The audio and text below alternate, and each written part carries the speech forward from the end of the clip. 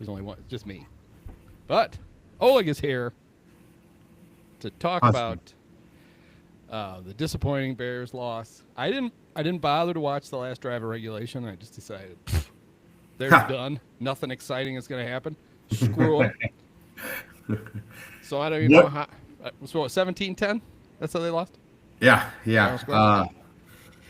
Let me ask you this, Andy, in all seriousness. What is the over-under a number of times you're going to watch that throw between now Well, and now say? I can. It's nice to have some variety, right? Because now Yeah. I can just watch the one. I c- we got so many now to put in the playlist. We've got Caleb to DJ at the back of the end zone in the Browns game. We have Caleb Yes. to DJ to walk off the Packers. We have Caleb to roam on fourth down. We have Caleb to DJ for the for the go-ahead touchdown against the Packers. And now we have just pull it out of your ass from a 14-yard bomb. Yeah. He threw a 14-yard bomb. The ball went 40 yards in the air. All right, before we get to that, though, we have a new sponsor. You're going to like this one. It's the Cubs. Tom Ricketts All right. finally. Tom Ricketts is finally. And wait till you hear what tickets are going to cost. I gotta learn how to do this. I got to turn my volume down, otherwise it echoes. Okay, wait to hear what tickets are going to cost this year.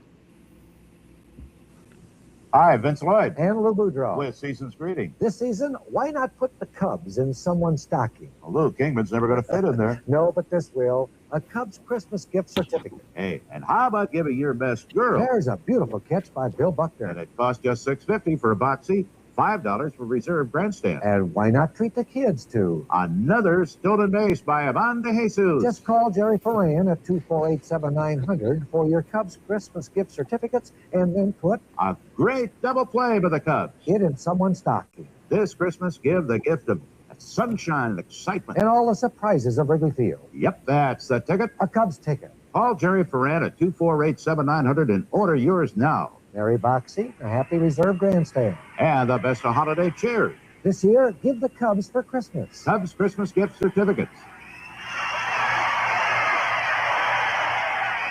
Did they literally give somebody's name to call? Is it somebody's name? You said Call give, Lou. You said give somebody. Ask for Vince or Lou. Yeah. That's what we have to do all winter. Is we have to sell tickets. And they're selling so they're gift certificates that are worth one ticket. Yes, $6.50, $5 for a reserve grandstand, and That's how- you come give the gift of watching Ivan de Jesus. Steal Let's a face base. it, get thrown out trying to steal. Let's be honest. All right, now we can focus on the most important thing: the Bears. I mean, it's the end of a Bears season, so I'm going into default mode. Fire everybody. Fire out. Whoa. Fire Ben Johnson. Let's get a real quarterback. I can't wait. Yeah. I want to see what this Jarrett Stidham. I want to see the cut of his jib next week because I bet that's the guy we're going to want to trade Caleb for. Andy, check this out. You don't have to worry about any of that. What? No. Yeah. No. When the Bears lose, when the season's over, we fire the coach. We got to go find a new quarterback. That's what we do. It's a tradition unlike any other. The season was a failure. They didn't even get a look at Tyson Bagent all year. It's funny when, what we have next year. It's funny when I heard that Bo Nix broke his foot, Yeah. which is that's. I mean, I don't like Sean Payton's a prick. I don't like the Broncos that much, but that really sucks. And it sucks That for does. us, the home viewer. The Patriots are probably going to go to the Super Bowl. I know, right? They're not good. No. They played two teams that just pissed up their leg. No. But I remember I was thinking to myself, if it had been Caleb that broke his foot, there'd be a whole bunch of Bear fans like, it doesn't matter. Now, finally we can see the way this offense is supposed to run with Tyson. He's just like Jared Goff. This will be better. The Bears' point spread went down when they heard that Caleb wasn't going to play because now it's going to unleash Tyson Bagent. Yeah, earlier in the game during the broadcast, when they were kind of making a big deal of, I don't know, Caleb did something to his hand. Yeah, whatever he hit it his was. hand on. He didn't usually hit on the helmet. That's what Stafford did last week in Carolina. Right. He hit his hand on the guy while the guy was hitting him in the head, Oh, and they didn't call it. yeah. So that was an interception. That was a fourth down interception. That was a big deal. But that should have been illegal blow to the head. First Yes. and goal Bears, Yep, where they yep. could have run 4 plays and probably not scored anyway. But still, we would have liked to have seen it. Yeah, it would have been 4 more plays.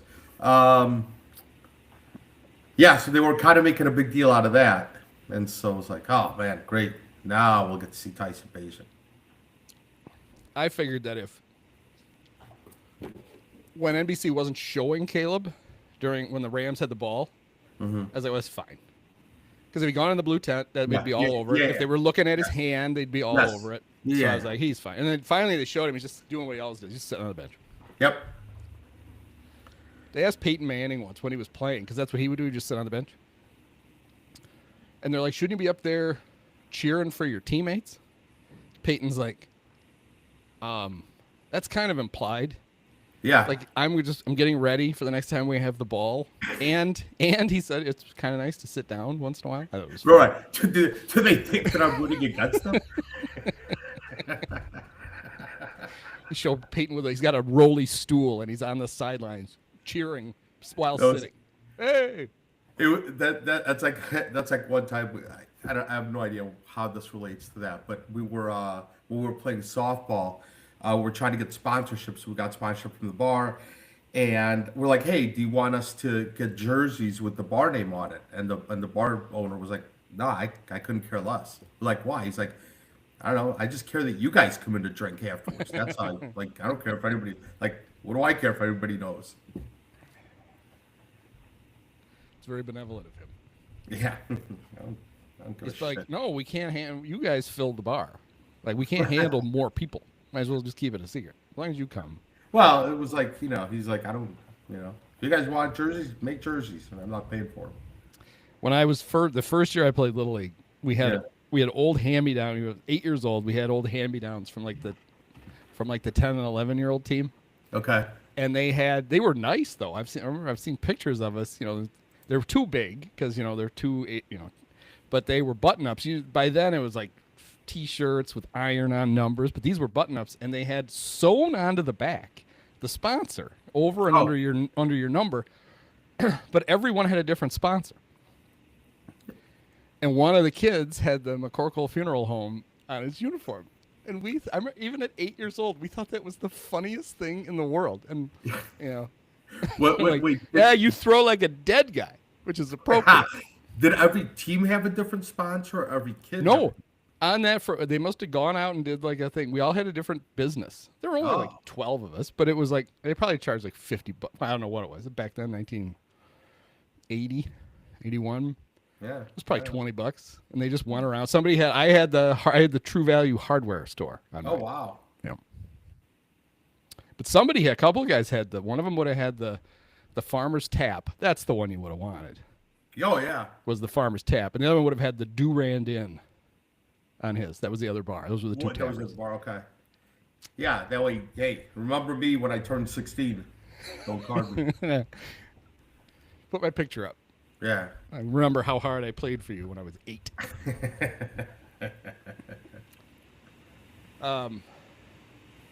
Yeah, what a crazy game. Like if you had told me, any of us that the Bears were going to give up 17 points Right. Like, great. in Against regulation, the Rams? you would have been like, holy crap, they won. Yeah.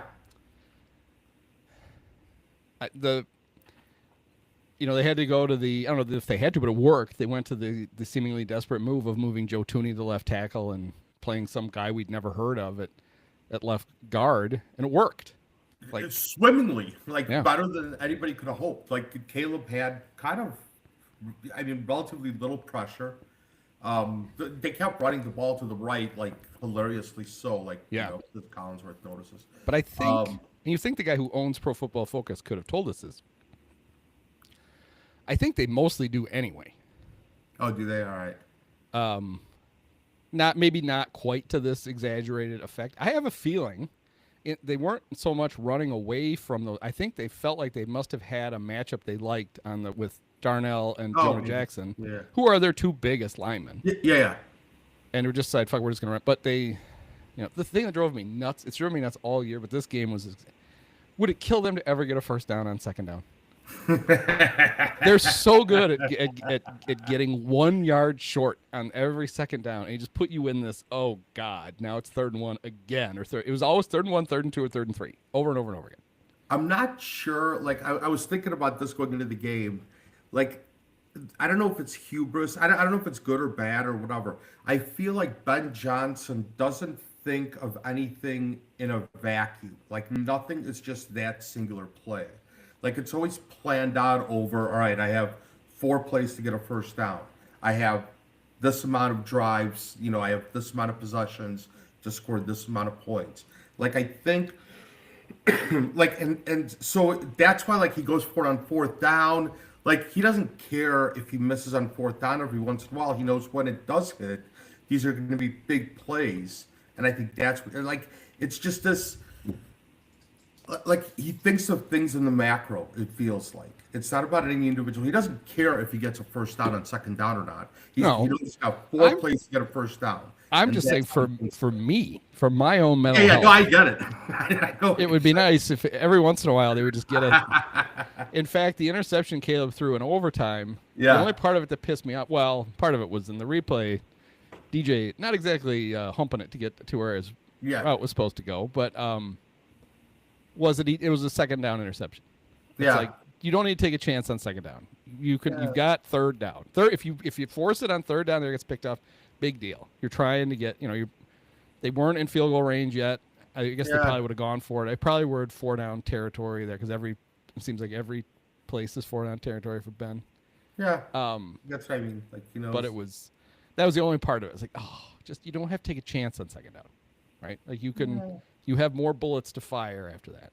But then on the replay from behind Caleb, like he clearly throws it to a vacated area. That guy had to curl it and make a great catch. And if there's a Bear receiver there, chances are he would have actually caught the ball. Yeah. Oh, well. When it was funny when the pass on the last drive that Colston ended up getting hurt on. Mm-hmm. He had some of them were real drops. Some of them were just it's a tough catch and he gets his hands on it. He couldn't catch it. But Caleb, that ball hit him right in the sternum at about 140 miles an hour. And I was like, Caleb just decided, I'm just going to stick this between your shoulder pads so you can't drop it. And then he was out because I think he probably broke his sternum with the pass.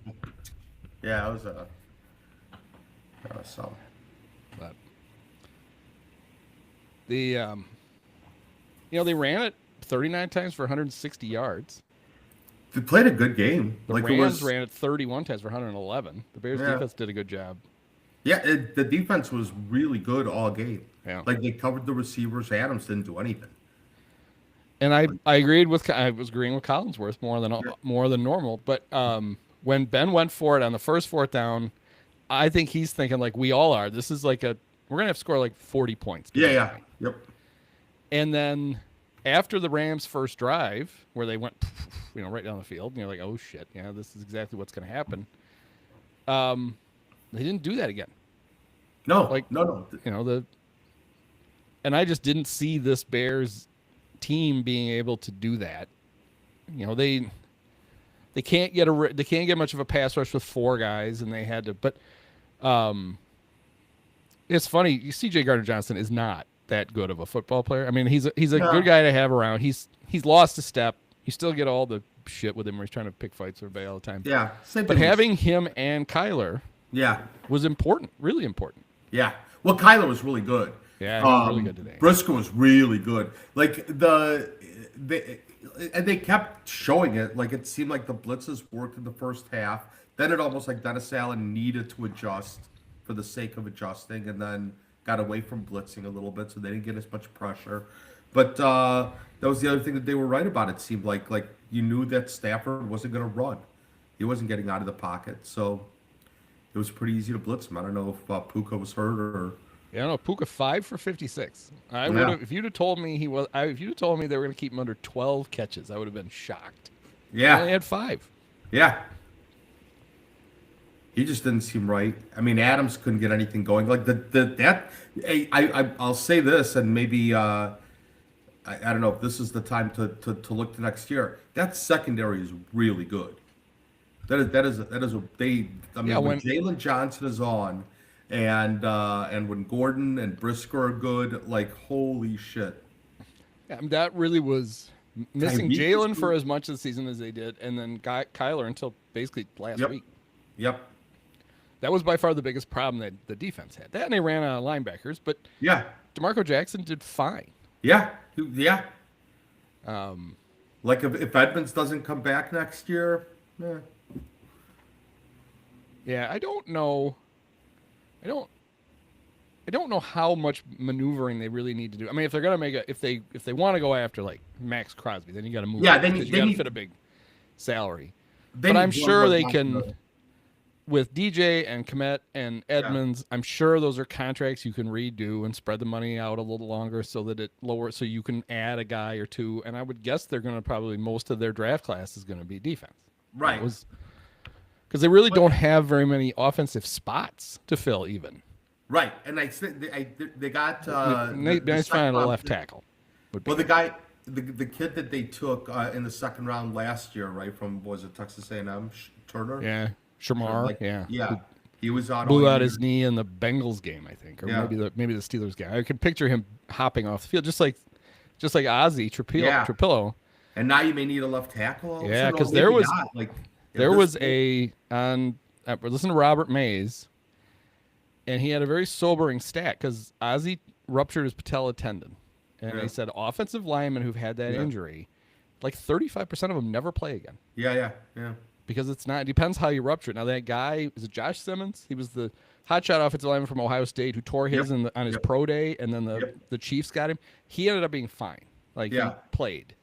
So maybe it's a matter that they kind of like the ACL surgery has improved to the point where it's kind of an inconvenience. So maybe they know how to rehab a big dude with a patella tendon tear, but you have to at least be prepared for the fact Yeah. that Well, if this works, this McFadden guy. I mean, it wasn't even Benedict. Like, I don't know. Maybe they all of a sudden do have a little bit of depth that they could go to. And maybe that's okay, right? The important thing is they have 3 years of Caleb rookie scale contract. But it was funny. When they said they're starting McFadden, I'm like, Yeah. who is that? Right, I've right, never heard totally. of this guy. Totally. Jordan McFadden. Yeah. Wasn't Darren? From Clemson. He is. How old are you, Jordan? He's 26. All right. He was drafted by the Chargers in the 5th round in the 23 draft. And he played 12 games as a rookie for the Chargers. Started Wow. 2 games. All right. And then 1 game last year. And he played in 7 for the Bears. He must have played special teams, right? Because he'd only All right. taken like 3 snaps, offensive snaps or something, they said. So yeah, he's a guy. I mean, you have a Hall of Fame left guard in Right, Jim right. Tooney, but it's nice to know there's a guy that can at least, You could plug in. you have a for third game. guard if something Yeah. happens. Because kind of like the Cubs and their weird health last year, except for the Bears' offensive line. I mean, left tackle was a little in and out. Right, But right, they right. were healthy. Their offensive Yes. Yeah. from Tooney was- Tooney over that line Yep, played yep. all the time. Darnell tore his needs Tommy John surgery. Do you Is know that right? That's why he wears the elbow brace. Oh. Tore his ulnar collateral ligament. Oh, wow. And He didn't. Forget he who was didn't- saying and it, but He when came back right away. I don't think he missed a game. I thought he did. But what the hell? Why do pitchers miss so much time then? because he doesn't have to throw. This dude can play football, but these. They were saying that he was having fun hitting dudes in practice with his brace. Oh, really? Like he was amusing himself by hitting them with the brace. Yeah. Like, oh, this is kind of fun, and they're like, we should just knock it off. Just save that. That's awesome.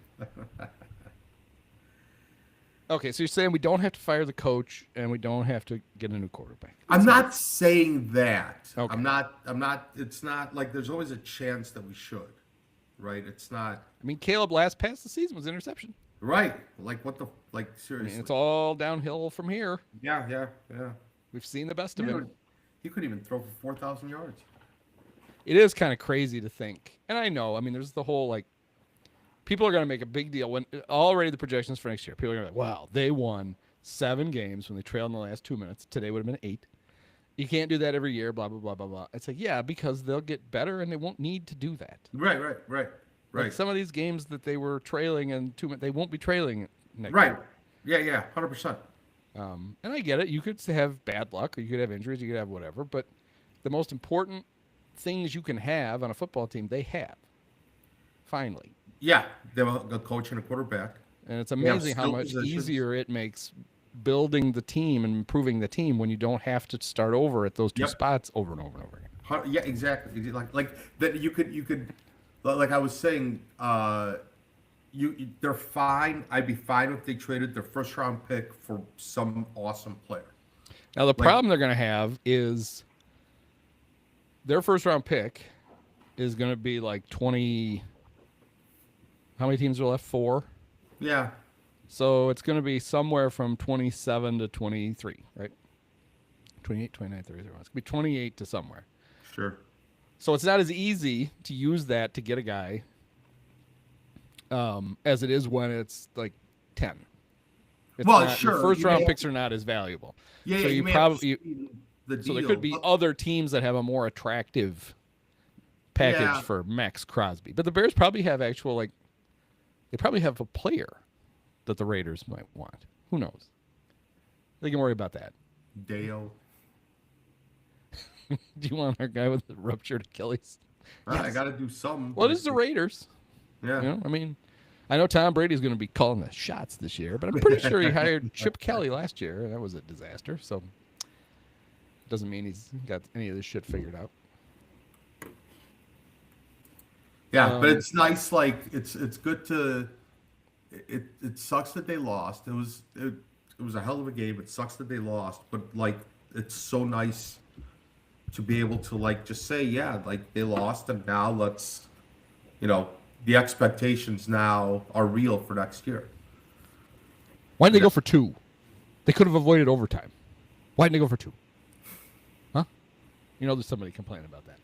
Yeah. I don't know, because for the first time all year their defense was playing well and they didn't have Yeah. to. And it worked. They got the ball back in overtime with a chance to kick a field goal and win the game. And I thought You for need to go sure for they 2. would have. I thought for sure, like it was. There was no doubt that they were going to march down the field when they got the ball back in overtime. Well, especially, yeah. And you thought the Bears, it's over, Bears are going to win? Yeah. Yes. Yeah. It was kind of Well, funny when I thought when they went for it and they ran the sneak with Caleb and he got the first down and they only needed, Collins was saying 15 yards. I think going that way, you probably needed to get, you can run Cairo out from the 30, but I'd rather be like the 25 or the 20 for the Yeah. poor little Brazilian who was wearing, he did it again, he's wearing a stocking cap under his helmet. It's like, no, Cairo, so his helmet is sitting like too high on his head. It's like, I know you're from Brazil, but you've lived here long enough. Can't you take the stocking cap off, go kick, put it back on? Like didn't somebody used to do that? Put the stocking hat Over? over. Huh? Well, it's a bunch of guys that wear maybe that he should if he's cold, he should wear one of the Guardian caps. do That'll they keep warm. do they still do that? Do players still put the stocking cap over the helmet? Has anybody actually worn a stocking cap over their helmet? I don't know. Like Mumbles from I feel like maybe it was like in from a cartoon. Fat Albert? Wear it over his eyes. Oh my God, Cairo's facing the wrong way. Pull your stocking cap up. No, you're kicking the other end. Oh, this is a disaster. Oh, the Bears lose because Cairo kicked the ball to the wrong end zone. Oh, that's terrible. Why did they snap the ball? I think I said it right before we went on, not after, though, that when Caleb made the ridiculous 4th down throw, I Yeah. was very excited, and I immediately thought to myself, even if they don't win now, we got one more ridiculous thing. And it is. It was incredible. You just knew they weren't going to go down like without something like that. Yeah. They're not that was incredible. That was literally somebody's supposed to be in that corner of the end zone. So I'm just going to throw the ball there. Because he can't see. There's no way he could see. And he threw I wonder it if he'd have known it was Cole if he'd have thrown it. He probably thought it was Colston. Oh, he'll catch it. Throw it in the air. It's like, oh, fuck, it's Kabat. Oh, he caught it. And it was Good. still like He'll have something to talk about on his podcast all summer. Good for him. It was on an absolute dime. It was like it was just in a crazy spot. It was a super easy catch. Yeah. I like the Rams complaining that Cole pushed off, and he didn't. But it's like, even if he did, tough shit. They're not calling that, buddy. Right. You're not getting that call. You guys could have knocked that. We could have tackled him when he was 30 yards behind the line of scrimmage, running in circles. You didn't have to. I'm gonna watch that play so often. So often. Like somebody's got to make a highlight video, like of all of the, like just incredible throws of the year, right? There's a lot of them. Holy cow! A little longer than the Mitch Trubisky one. Or, I don't know. I still think if they'd have kept Justin, they probably would have won today. If they would have kept Eberflus.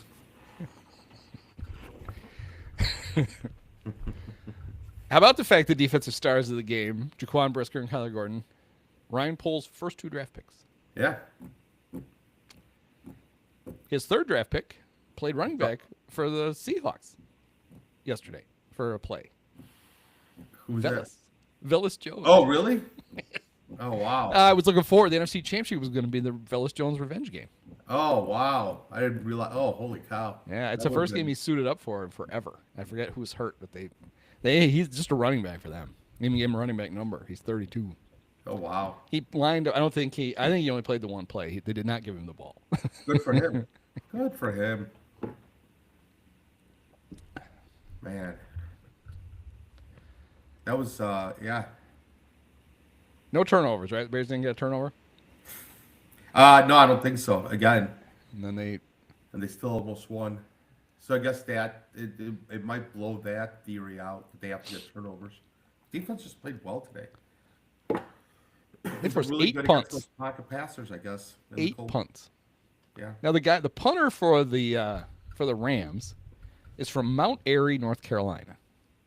Do you know what Mount Airy, North Carolina is famous for? I don't. It was Mayberry. It's where they filmed the Andy Griffith Show. Oh, really? Yes. Holy cow! So he's from Mayberry. Big Does he? Is he related to any of the extras or like who was the? Who was He's the- Ron Howard, one of Ron Howard's illegitimate sons. He's Ron Howard. Ron Howard, and well, no, he's Ron Howard's illegitimate grandson. His dad was the product of Aunt B and Opie.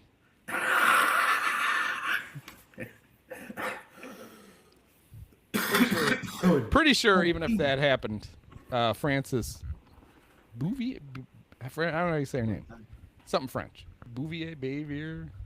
Probably maybe too old to have kids. By then. I don't know. Hope he was like. 10 And then their years- kicker, Harrison Mevis, the big fat guy. Mhm. He, Reminds you of Sebastian Janikowski. he's from Warsaw, Indiana, and went to college at Missouri, so he's used to kicking in weather like this. When the fuck would he have kicked in high school or college in the middle of January? Yeah, right. He's not, Right. I got news for you. He's not used to this.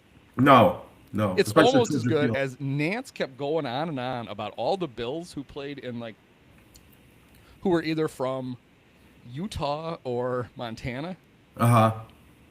and how they were used to the altitude. And I'm like, Jim, I think maybe somebody needs to talk to you about how acclimation works. Because just because they're from there, they've been Yeah. living in Buffalo. Yeah. And I'm pretty sure that's not a mountain. I was driving around earlier today, and I was listening to the NFL Network on Sirius XM. Who was on? I don't remember who was on. So Jim Miller? I thought Jim Miller was always on that station. Oh, 24 hours a day. no. Who was it? Shit. It was probably about 10:30, 11 o'clock in the morning. Anyway, so somebody was talking about how Matthew Stafford actually knows what it's like to play in the cold. Oh, yeah. Yeah. Because he played in Detroit. Well, in the dome. And they're like, well, but he played games in Green Bay and Chicago. Yeah. And, and then there were a couple of years in Minnesota had to play outside. And it's like, yeah, well, you remember how fucking bad the Lions were? Right. So I don't think, did he ever play? I don't know. I don't remember him playing terribly well. I was really surprised. Collinsworth didn't mention until late that they weren't making, because Stafford had a lot of bad throws, a lot. Yeah. And they weren't making a bigger deal out of his finger. I thought that was going to be all finger all the time, but he didn't until like late. And he's like, I wonder if it had anything to do with that finger of his. Where did Collinsworth get that weird accent? I guess it just depends what part of Florida he's from, because that is the South. I thought he was just trying to sound more folksy. Well, I think that might be an affect, but hey. Huh. I did like Tirico when they showed the replay of the Caleb's touchdown to Kmet. They're going to commercial, and he goes, "Here's one of the greatest playoff throws ever." He like screamed ever. It's like, well, you're not wrong. That's right. That was so ridiculous. Like I'm seriously like, yeah, I'll see it a lot. Yeah, Bears had a lot. I don't know how many official drops they had, but it seemed like a lot. Well, they had the DJ Moore had one, but DJ just didn't play a great game. I don't know what. Rome had one. Rome dropped a touchdown pass on the first drive. You got to catch that. That's a good. That's a good pass. You got to catch it. Yeah. Loveland had 3 or 4 that clanked off his hands. I don't know how catchable a couple of them were, but the Bears weren't used. They were a lot of yards left on the field. Yes. Yeah. Yeah. One pass that I saw him throwing it, and I thought this is going to end in disaster. It almost did. Was when there was nobody to throw to, and they'd run that play where Benedict ran a pass pattern. Oh yeah, and he threw it to him. It's like, and of course the ball bounces off his hands straight in the air. It's like, oh no. He's no Jim Flanagan. Right? You can't be throwing to him. And I don't know how like taped up Theo's hands are anyway. Usually linemen have all that. Yeah, right. Like I don't know how. And I doubt he's much of a pass. The dexterity of the he's hands. running a route to try to get somebody to cover him. You're not supposed to throw it to him. Right. I know right. There wasn't anybody else. Caleb's like, let's find this. No. On the last, that was the last drive, right? The beginning of that last drive? Or maybe second to last. They had one where, so they had it, then they stopped him. Oh, and I want to go through the timing because I think it was wrong. I think both McVay and Ben fucked it up.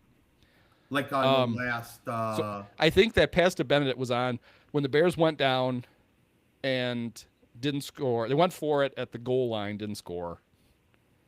And then they forced the punt. And they got it back and they scored to tie it. I think the Benedict pass it had to be because it was deep, and they weren't deep the second time. But okay, so Ben's using his timeouts at the end, and wait, sorry, Ben, say that again, Ben Johnson. Yeah, at the end of regulation. Rams have the ball. Bears trying to get the ball back. Yeah. And Tirico gave him credit for like a really smart move. And at first, I thought it was a smart move too. Was when it was like 2:52 or something. He didn't call it. He made the Rams go up and run a play. Right. And they're like, that's good because now the Rams can't pass on this next pass because it's 2:07. But they could have, because if you throw a pass at 2:07 and you don't run, when you punt, the 2-minute warning is going to pass. 2-minute warning is going to happen. The 2-minute warning is going to happen on the punt, which isn't going to save the Bears any time. So, it could have been a fair McVay catch. McVay called a run, and the NBC broadcast said that he couldn't. He was kind of trapped. He couldn't throw a pass there, but he absolutely could have thrown him. Ben actually gave him like a free pass on that third down, because. So wait, what you're saying is with the play that they ran with 2:07 left. The third down play was with 2:07, and they ran the ball, and Tirico said they had to run it because you needed to get to the warning, but you don't need to. Because if you throw an incomplete pass, then there's 2:07 left. No, it's already 2:07.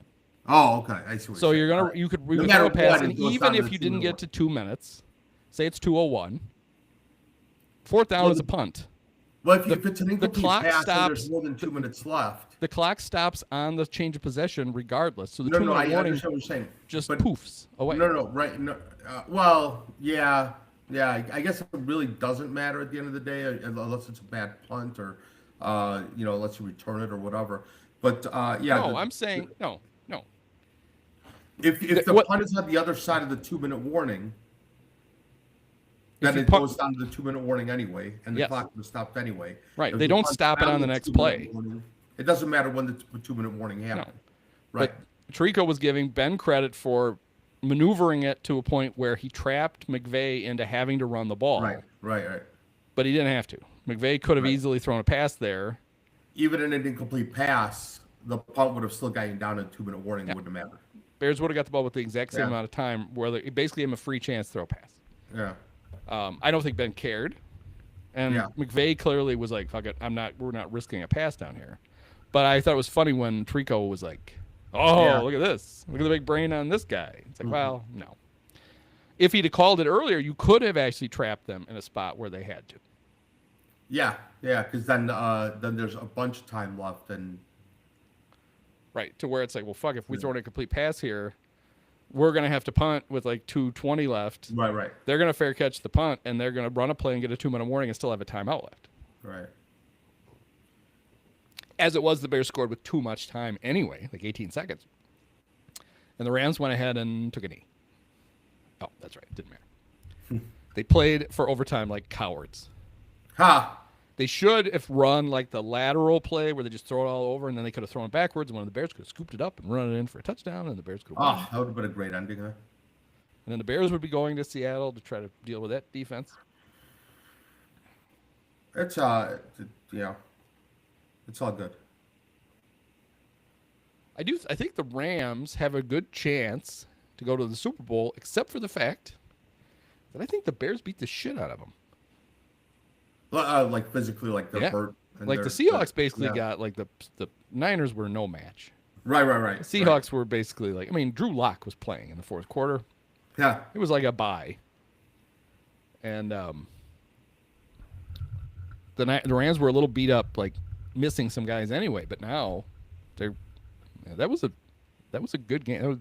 I just think the Seahawks are just peaking at the right time. They're just I think they're good. Sam Darnold scares me. Not because I don't think Sam Darnold's bad, right? Like, Right. He was bad. He's now a good quarterback, Sure. but he's not. He could go back to having a bad game. Like I mean, he may have gone to USC. Did he win the Heisman too? Sam Darnold? Yeah, No.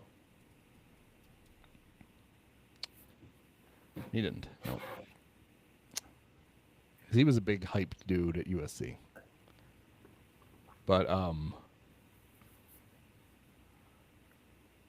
that was the year Baker won it. But he's no Caleb, Oh, dude. and he's no Matthew Stafford. But yeah, I think the Seahawks are good. I think Seahawks, Yeah, Seahawks are good. given that you're either going to face the Patriots or the Broncos with a backup quarterback in the Super Bowl. Holy cow. I think the winner of Rams Seahawks is going to win the Super Bowl. Think the about Seahawks- that. If the Bears had won tonight and upset the Seahawks, they'd have Well, a really good chance to win the Super Bowl. If the Bears would have won tonight, there was no reason to think that they couldn't beat the Seahawks. Like, I don't think, like, the Seahawks are really, really good. Right? They're good. But the Bears could play with anyone, obviously. It's a good Bears team, but they're only going to be better. Like, I think it's fair to start looking to next year. I was really impressed with how the Bears defense the last 6-7 quarters, include overtime. They played a level of defense I did not think they were capable of. It was great. It was today. They were really, really good. It really makes you think if they'd have been relatively healthy, yeah, like that, dude. That's like I said, how good this team would have really been. I have a feeling this year was going to play out at some form of this, regardless. And maybe it wouldn't have been as fun because maybe they wouldn't have needed some of the ridiculous comebacks. Yeah. They would have just won those games a little more comfortably. Like if Jalen Johnson is healthy, if that secondary is healthy, there's not a chance that the Giants game goes to or the Bengals Raiders, have the game. The Bengals, the Raiders. Yeah.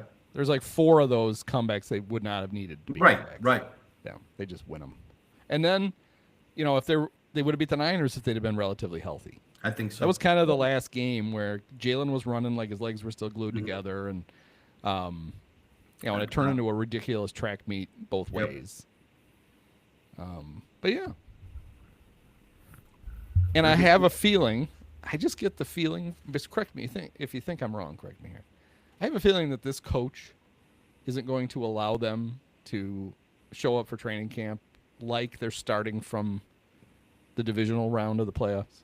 Like, yeah, for sure. they For will sure. know that everything starts over and Yes. everything they did doesn't matter anymore. Yes. And that hasn't Yeah. always been true. I think the Matt Nagy Bears showed up for year 2 Yeah. just thinking that it was still fourth quarter of the Eagles game, and I they, think- all they had to do was get a kicker, and everything would have been fine. I think it's the same with the quarterback. I think the quarterback also, shows like I think Caleb's already thinking, like the whole organization. Like it's fun being a Bears fan right now. Well, maybe not this minute. Like it's still they should have won that game. I mean, they Yeah. could have won today. And Caleb had some bad throws. It was fine. Like, but I mean, it's hard to when he makes that throw like he did to Kmet, like holy shit. They're a really good team, and it's fun to think of like that they're still not at their potential. Like they could still be better. Like Ben Johnson could still be better. Caleb is still going to be better. Yeah. Like this is great. This is fun. Well, and now you go from last year, which was, can you take Caleb and get him to play some semblance of under center drop back quarterback Yeah. to make this offense work? Now you get to go into this offseason trying to think of all the things you can do now with him. Like, Yeah. Yes. there's no more, you're not building a base anymore. You're working Right. from, Right. and you think about how well he played since when?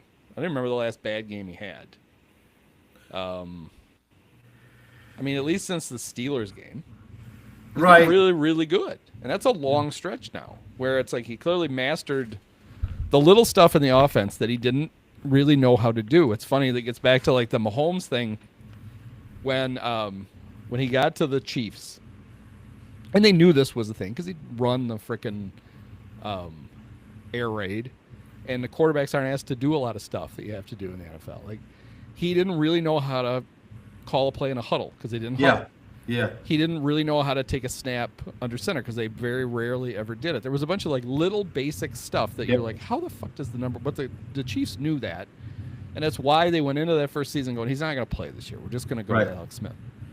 And I wish I could remember who said it. It was one of the Chiefs players. It might have been Travis Kelce who said that was all true, and like training camp was a little rough, and preseason was rough.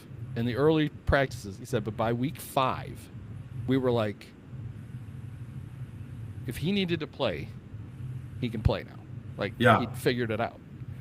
And I don't think enough of the base was set for Caleb his rookie year. And maybe it was good because Ben probably had his own way. He wanted to teach it all anyway. But by mid-season, didn't have to worry about that. They talked about how, like in training camp, he would get screamed at because he couldn't get the whole play called in time in the huddle. Yep.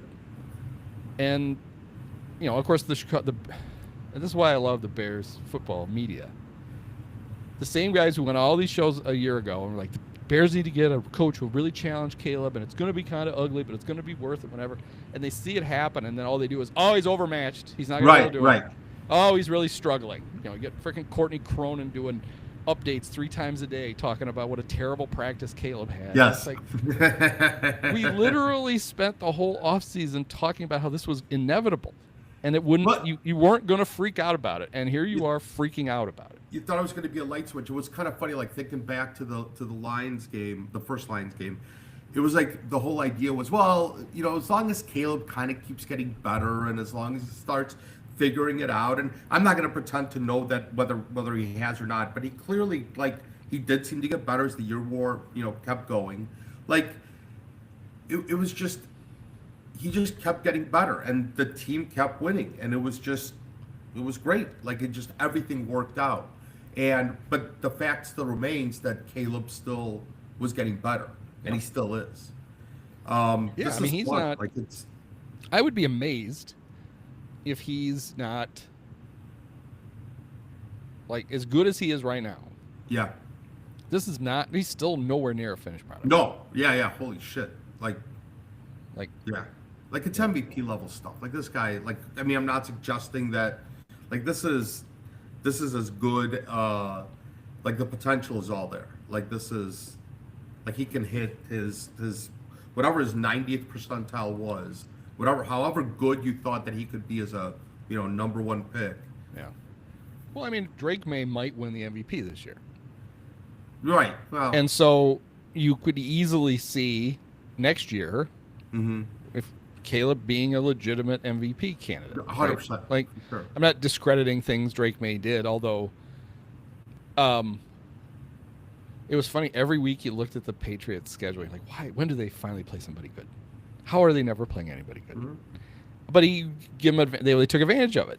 Yeah. They rolled those teams. They weren't just beating them. They were doing Yeah, exactly yeah. what you're supposed to do, and it Yep. showed. Well, they are pretty good because they're not squeaking by a lot of these teams. Yeah, They're that's handling what the them. Bears did to the Browns. And That's this what is the exactly the Patriots kind of you should see the Bears start to do. That should be the Bears mode next year because the Yeah. Patriots were farther along in their rebuild.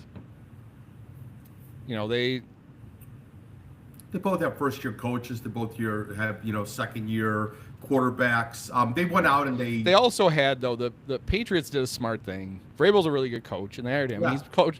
Ben. It's really impressive. I think the guy had never been a head coach before and Right. didn't give up the play calling, right.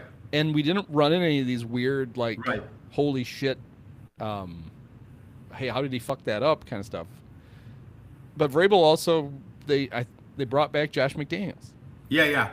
And that's and And he just turns the offense over to that guy. He's like, don't worry about it. Yeah. You're a shit head coach because you can't communicate to anybody, but you can be the offensive coordinator. You're really good at being the offensive coordinator. And that's what Ben did with the defense to Dennis Allen. Yeah, I mean, that was a really smart move. One of the best things about getting Dennis Allen is you get a guy who's been a 2-time failed head coach. Yep. He's never going to be a head coach again. So you don't have to worry. You're not going to lose him. Yep. Like you It's might not like lose the one of it's other not like the guys. Luke Getzey thing. Remember when the Bears hired Luke Getzey and everybody's like, Yeah. well, he's on the fast track to be a head coach. He's probably gonna be there a year. Well, yeah, he was there. He was there for a year, all right, or 2, I guess he lasted. And then he got fired. But yeah, it's nice to have when they made that move, and I think it was really helpful to Ben. And Ben basically said him and DA would talk every day about stuff. He had a guy who'd been a head coach before.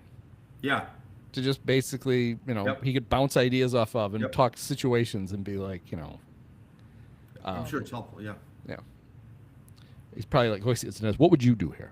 Okay, so I'll do the opposite of that. 'Cause you had never worked, even though he had terrible teams in Oakland and New Orleans. Dennis Allen never was given a good team. No.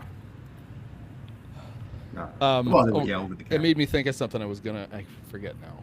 There was, I don't know. I guess they drug out Jim Cornelison to sing the anthem before the game. That was kind of fun. Everybody could point at the flag. I was surprised. They were showing the stands. I thought more people, a lot of people weren't cheering. Oh, really? Yeah. Oh, It's like, what the maybe fuck? they didn't 'Cause know. You don't know the shtick. Yeah. You got to scream. I mean, even they kind of even teased it. Like Tirico even teased it. He did, like the best anthem or whatever. Yeah. And it was funny. The Rams were getting into it. Oh, really? Like you could see on the sidelines, the Rams they were kind of looking around like, "Oh, this is cool." Like they were. Oh. Yeah. Neat. I was worried it was going to fire up the Rams too much, and it was going to Oh, backfire. yeah. Because they needed to be fired up to play this playoff game. in Chicago. Yeah, because So it's fun. they don't care. They're LA. They're too cool to care, man. Man. It was so much fun. Oh, I know it. It was, Go ahead. Oh, I was gonna say it was so much fun, kind of having anxiety, in this game, like because it was it was a playoff game, and the Bears are good, and the Bears are playing with the Rams, and it's just like it was just a really really fun game to go through. Yeah. Like if the Bears would have won, like holy shit, like all bets are off. Like that would have been Yep. incredible, obviously. Well, especially, I mean, if they had finished that off with the ridiculous 4th down touchdown pass, and if they had completed a couple more passes and Cairo kicks field goal and they win the game, I mean, that's legendary crap. I mean, that pass is going to be repeated. yeah. I mean, that's already and it'll be years from now, people will look back and forget that they lost. Hopefully the Bears will go on. They'll win things with Caleb, and then when people look back at the touchdown, all of a sudden that will become a game-winning touchdown. Yeah. Because it's just how everybody's memories work. Remember they wanted to beat the Rams in the playoffs? Blah, blah, blah. Well, no, actually they didn't win that game. They won the next like- 6 Super Bowls after that, which is why you've lost track. Right. Well, it's like when everybody when it's the Mandela effect when everybody thinks that Ian Happ was on the 2016. Well, that's what Ian Happ likes to, and Brian Dempster both like to pretend they were on the team. Happ got to go to the Thursday. So the Cubs on Thursday night did a dinner where they brought back, even more players than were coming to the convention. Like Aroldis came back and Schwarber came back, and they were not going to Cub convention. Although that would have been, if I were Schwarber, I would have been so tempted to show up at Cub convention with my Phillies jersey. Ha! And just like come out on stage with everybody and like go to one of the panels. And just It'd be hilarious. Well, it'd be hilarious if Schwarber came out with his Nationals jersey. to thank Jed. Yeah. For free. Hey, this is when my thanks career for letting really me go that started. one time. Yeah. Thank you. But Happ went. Happ was at the dinner because At he's the friends with those guys. But it's like, come Yeah. on, can you stop? It's just people get confused enough. That loser has never accomplished anything. Don't let him get in glory by proxy. What is the stolen valor? Stolen valor. It's all stolen valor. One thing I remember I thought this was interesting, and I kind of callers started to explain it, but didn't explain it. So when DJ got hurt, Yeah. and they had to go through concussion protocol, Kaylee Hartung basically said that part of the delay in getting DJ on the field was he had to warm his helmet up. Yeah. That's a real thing. They shrink, and if you have you can't get it on. Oh, Like, that's actually a because- thing that happens. Like Because so you they have to probably put it left on his and then- helmet. Like they didn't take. I'm sure they didn't take his helmet. They take your helmet, right, when you're in Yeah, concussion right. protocol. Right. And I don't know. I'm sure he could have got it on, but there also was a timeout. But there's a reason he's holding it. At first, it's uncomfortable to try to put on when it's cold, but also it literally gets like, Yeah, it's 'cause- harder to pull apart to get over your head. Because And the air Collinsworth has started to to explain it, and then he like a bird flew by, and he lost. And whoa! Is it because the air? Like once you put it on, then the air comes in, and then that kind of protects your head. No, I think it's the plastic. Literally, just gets more rigid, okay. and when you normally can pull it apart to like. Oh, okay. You can, Okay. if a helmet fits, you can slide it down, but then the pads catch your ears and it hurts. Okay. Yeah. And so guys get in the Okay, habit of like right. slightly pulling through the ear holes. They pull the helmet apart. I don't know what a guy like Caleb does because quarterbacks, their ear holes are closed. Have you ever seen Yeah, that? 'cause- They have like plastic zips so that they can hear. Otherwise, the sound it's like from the creates thing a goes out the vacuum? ear holes. I suppose you can just pull under and do it and put it Yeah. on. Just- But I remember it's- like we weren't playing and we were playing in I think we maybe played a game in November. We played in November and it was cold and I remember never not wanting to put your helmet back on, just like this is gonna suck Yeah. because it's cold and your ears are cold and you're like pulling it on past your. That's why Neil Anderson I think never took his helmet off. Yeah. Remember Neil would pull it up, kind of put it up on his forehead. Oh yeah, yeah. And then his was too high anyway. It was always like he was looking under his face mask instead of over Yeah. it. There were others. I feel like wide receivers sometimes had that, or like kickers. Like, was but that always seemed pretty cool. Like, you just sort of flip the helmet up and it rests on the. Who was the punter who punted for a long time he finished his career with the Cardinals? Something Okay. Player, not Gary Player. That's the golfer. But he had he was the last guy to wear the one bar, and he wouldn't tighten it all the way, and he would be getting ready for the snap, and sometimes he'd take this face mask and like move it up and down, and Madden thought that was the funniest thing he'd ever seen. He looked like a bobblehead. I don't have one of them back. I have it over there. The old bobbleheads that just had like it was just the generic big head kid with the no face mask. That's what he always looked like. Was he a punter or was he a kicker? No, he's a punter. And he'd be getting Oh. ready, he'd be lining up, and he'd be like moving the face mask up and down. Oh, now I forgot what was the first name of the character from Infinite Jest. Who was the punter for the Cardinals? Donahue screaming at his phone.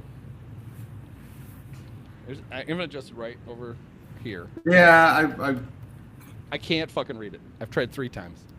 I love that book. I can't do it. And I don't know if it's the going back and forth. It's the reason. Infinite Jest is the reason that in the the Immortals and Great and Tall One's still on sale. That I use the side notes Yeah. to go back to the back of the book. Yeah. But that's not completely it. I'm sure David Foster Wallace was a genius. I had a friend who took literature with him at ISU, and he claimed, it was life, it just transformed his whole life, and blah, blah, blah, whatever. And I will, the parts I've read, I laugh out loud. Like, I know there's good stuff in there, but there's It's so something good. about the way he writes that I Yeah. can't. Really? Yeah, I just have a really hard time. And it's not like I All can't right. read a big book. Since Christmas, I have read, no, since Thanksgiving, I have read The Stand, which is 1,200 pages. Yeah. And I yeah. just read Lonesome Dove, which is 900 pages. Yeah, I have no wow, problem alright. with long books. It's not the Yeah. length of the book. Yeah. No, I know what you're saying. I get it. I get it. I can't read it. I'll I never. got it. I've tried it 3 times and I've given up. I'm never Have going to you read it. read any of his like other? Have you tried like any of his? No, I probably should. I probably like his short stories and stuff. Well, yeah, he's got. try to like, work my- the he has a whole- nonfiction stuff is good nonfiction. Oh, okay. Like he did Consider the Lobsters, his collection of nonfiction work. He's really good. I really like him. I really like him. But I haven't read him in a decade and a half. I don't know how it would stand up now. For me, now that I'm older. That's really bothering me. I can't think of the one bar face mask punter. You can't wait to say that again. One bar face mask punter. I gotta Yeah. find out who this guy is. Scott Player. Oh, I was right. And oh my, look at this thing. Open in new tab. No, not the link. I swear to God, every time I use the internet during a podcast, it's like I've never used it before. ha. I don't have a. I'm sure somewhere there's. God, he punted. He had a white beard the last There you year. go, I got it. That he punted. Oh, I found it. I was just. Oh. There Ha. it is. That's awesome. But yeah, he could move it. I don't know what the. I guess it's not protecting him anyway, so who cares? Yeah. You know, Theismann wore that. That was Joe's, wasn't it?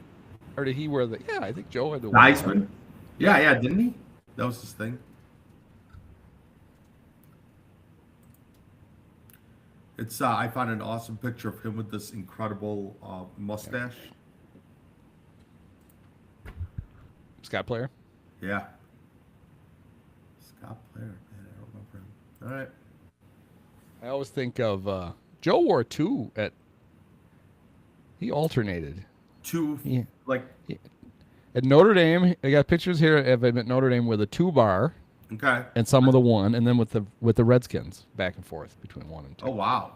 Mostly 1 with the Redskins though. That doesn't protect you at all. I feel That like just seems Sean, like a dumb. lot of the punters back then, like Sean Landetta, I feel Yeah. like had the single bar. Otto Graham. There's a nice picture of Otto Graham. Oh, I'm sure. Like I was, Mostly because he probably was like one of the few guys with a face mask at all. Right. I was gonna say like you probably played when there weren't. Glad our wrap up of the Bears playoff loss is me pulling up pictures of guys with 1 bar face mask. The Bears. I mean, they could have won that game, man. I thought for sure they were going to win that game. Like them, they were just marching down the field in overtime. The defense was just so good. Like they really played well. Like I guess if you're an old pocket passer, the Bears can kick your ass. I was surprised at the number of these drives that died with them, like 4 downs to get first down and running it 3 times. I was kind of surprised. I Who, thought the Ben Bears? would after the short yard. They were really struggling to get yardage on short yardage. Well, who the Bears? Yes, I really Yeah. thought old Ben after a while would be like, all right, fuck it, Yeah. we're chucking it. And I don't know if it's because maybe it could be, I don't know. I mean, it could be the defense the Rams were playing. They're like, we should be able to run against these guys, and then they couldn't or whatever. I don't know, but I'm not gonna. I have a feeling he's got an actual idea. Ha! He does things. Yeah. So I'm gonna actually give him credit for he knows what he's doing. This They wasn't ran all dumb. right. They ran for. Yeah, but I mean, there were a lot of like 3rd and 1, 4th and 1 where they couldn't get it. They just like when they really needed it. Yeah, I don't know. Like, yeah, no, I know what you're saying.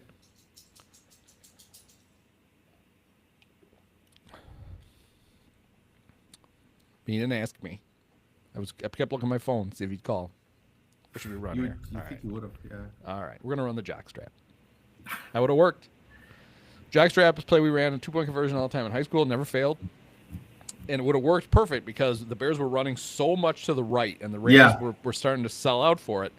It was simply a play where everybody blocked as though the run was going to the right, and the quarterback would do an exaggerated pitch to the running back, and then the tight end on the weak side, the left side, would block, but then just trickle his way into the end zone, and nobody ever covered him, ever. Yeah. That thing worked every fucking time we ran it. It was amazing. And I think I'll just call Ben. Remember, I don't know if this is famous.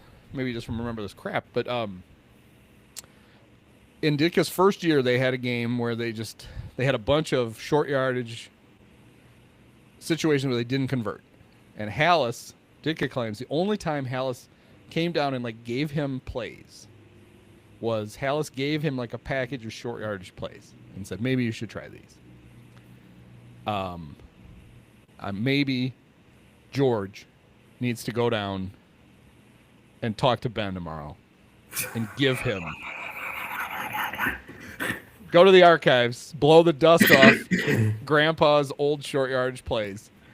All right. Well, you're gonna have to line up in the T formation for this one. George, get the fuck out of my office. Okay. Fuck the Packers. That's George. I just have a feeling every time George sees anybody in the hallway now, he just goes, "Fuck the Packers," and laughs because he's swearing. Like, oh, this feels so good. I never knew how fun it was to swear. Fuck the Packers.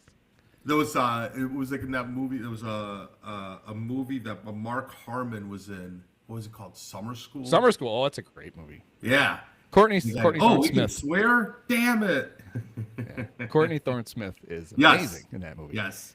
She had that one, and she had a volleyball movie with one of the guys from 30-something. Oh, wow. About the same time, and it was like, ooh, hello. Was it who's the guy who's wanted now? Timothy? No, it wasn't Timothy Busfield. No. Busfield, that's it, yeah. I was hoping Was he in 30-something? I think he was, yeah. He was also in Little Big League, and I was really hoping that Cole Wright was going to ask Pete about it at the Cub convention. So, on a more somber note, Pete, your mom's co-star had to turn himself in for allegedly molesting a couple of small boys. Do you have any thought on Timothy Busfield? Do you have any thought on that? Except Cole would have had to give him like a nickname. Hey, the bus man. Do you know you've been talking to the bus man since he got busted? Huh? Have you? Pete's the like, bus man. Can you? What? No. Can you go away, please? Who's Timothy Busfield? Timothy Busfield's married to Melissa Gilbert. Do you know that? From Little House on the Prairie. Yeah. Really? Yeah. Oh, I did not know that. Yeah. Found that out just because of this. Is what's his name? Masterson still married to? Oh, which one was that? Danny? Yeah, right. The that '70s show guy. Yeah. And wasn't he married to the redhead? What was her name? He's married to Bijou. Oh, they're separated. He was married to Bijou Phillips. Oh, no, it's someone else. Okay. Yeah. All right. Yeah, this podcast is really taking a turn now. I thought the one bar face mask was bad. I don't know. What else is there to say about that game right now? That's kind of I was thinking about the Packers game. I've now watched that fourth quarter 5 times. I've now watched it. Have you watched it with the Packers announcers? Because that is tremendous. No. Oh yeah, no. on YouTube you can watch it with Wayne and Larry McCarron, and really? And Wayne is confused. Like Wayne is old now, and he's still, I'm sure, far. You're watching it, so you don't have to like picture it, but he's still mechanically much better than Jeff Joniak. Like he just automatically, even if he goes full dementia, he'll always be able to tell you like what formation they're in and what yard lane they're on and how much time is left, which Jeff never will. But on the Caleb touchdown pass to DJ Moore, he starts to call it, and you just hear Larry McCarron, who's also 1,000 years old now. Larry McCarron just goes, the ball is in the air. It hasn't been caught. And he just goes, oh no. Ha! It's not the Ron Santo, oh no, but it's somehow more satisfying because he's like, we're fucked. He just goes, oh no. And then Larry, that's a touchdown pass to DJ Moore. Again. No, I keep watching I've now watched the Amazon You know, the one that they do like the next Oh, gen yeah, yeah. one from the back. I've seen that. So was couple that on times. Prime? Can you just go to Prime and watch Yeah. it? Yes. Oh, yeah. Yeah. It's pretty cool. Yeah.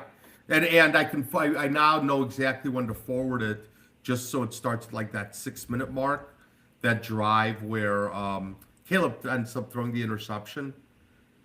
It was 21-6 at the time. Caleb throws the interception, then they get the ball back, then the Bears get the ball and kick the field goal to kind of, in the first little bit of the fourth quarter, and then you get into the fourth quarter madness. But the point, like, my point is, like, it was, we both kind of sat there and went, I have no idea what just happened. Yeah, what happened? What happened? Yeah. And that's, like, there were so many, like, ups and downs even within each drive. Like, just so many moments where you're like, oh, well, that's over. Like, the whole reason why it was even 4th and 8 in the first place is because they got totally lucky on a weird snap, and it happened to be a false start on Dahlman. Right, and that was the only reason why it was 4th and 8. Otherwise, that would have been totally fucked. Like, it was just, there were just so many little things. If they hadn't called, he moved the ball and then he kind of got out of, and then he snapped. If they don't call the penalty, right, the drive ends because he snaps the ball over Caleb's head. Right. That's what I'm saying. Like, that's the only. Oh, but that's why it went from 4th and 3 to 4th and 8. Yeah. Which I'm sure changed the play call, and then we ended up with that. Yeah. Holy shit. And I don't know, maybe on a rewatch. All I know is watching that live, Caleb throws it, and I didn't, because when you watch that, you see it from behind, and I had no idea Rome was there. I didn't know what was going on. All of a sudden, Rome appears and catches it. Like, and then it was like, and then there were so many frustrating things, like the Romeo Dobbs catch that he makes with one hand. Like, that was like, you're like, that's it, it's over. Because that was like a 20-yard, 21-yard gain or something like that. It was just it was just this crazy up and down roller coaster. Whereas in this game, it was a little bit more, Well, and the Packers mangled the clock management in that game. Like, going out of bounds. Yes. And, the Athletic and calling that timeout with 43 seconds left, and then they didn't have it, and then the guy gets hurt on the next play, and they have to burn 10 seconds because they don't have that timeout. And,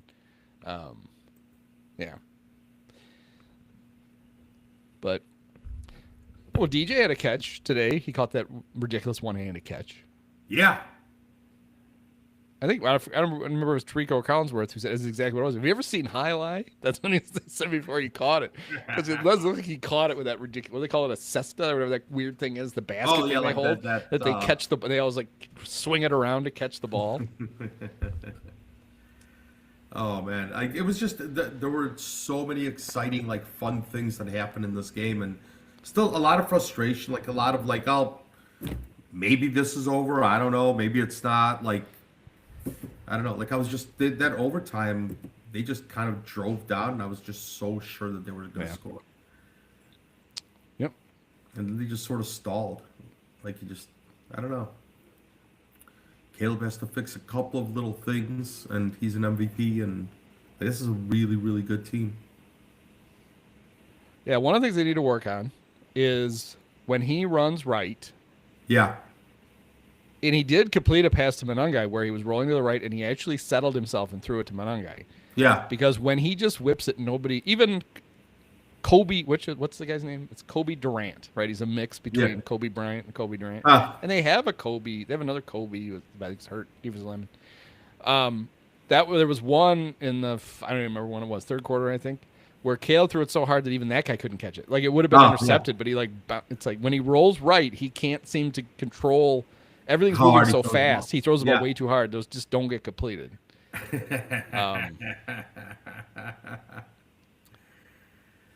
Oh man, dude. But yeah, and I forget which play it was. It was one of the big gains when Monangai had just a great a blitz pickup.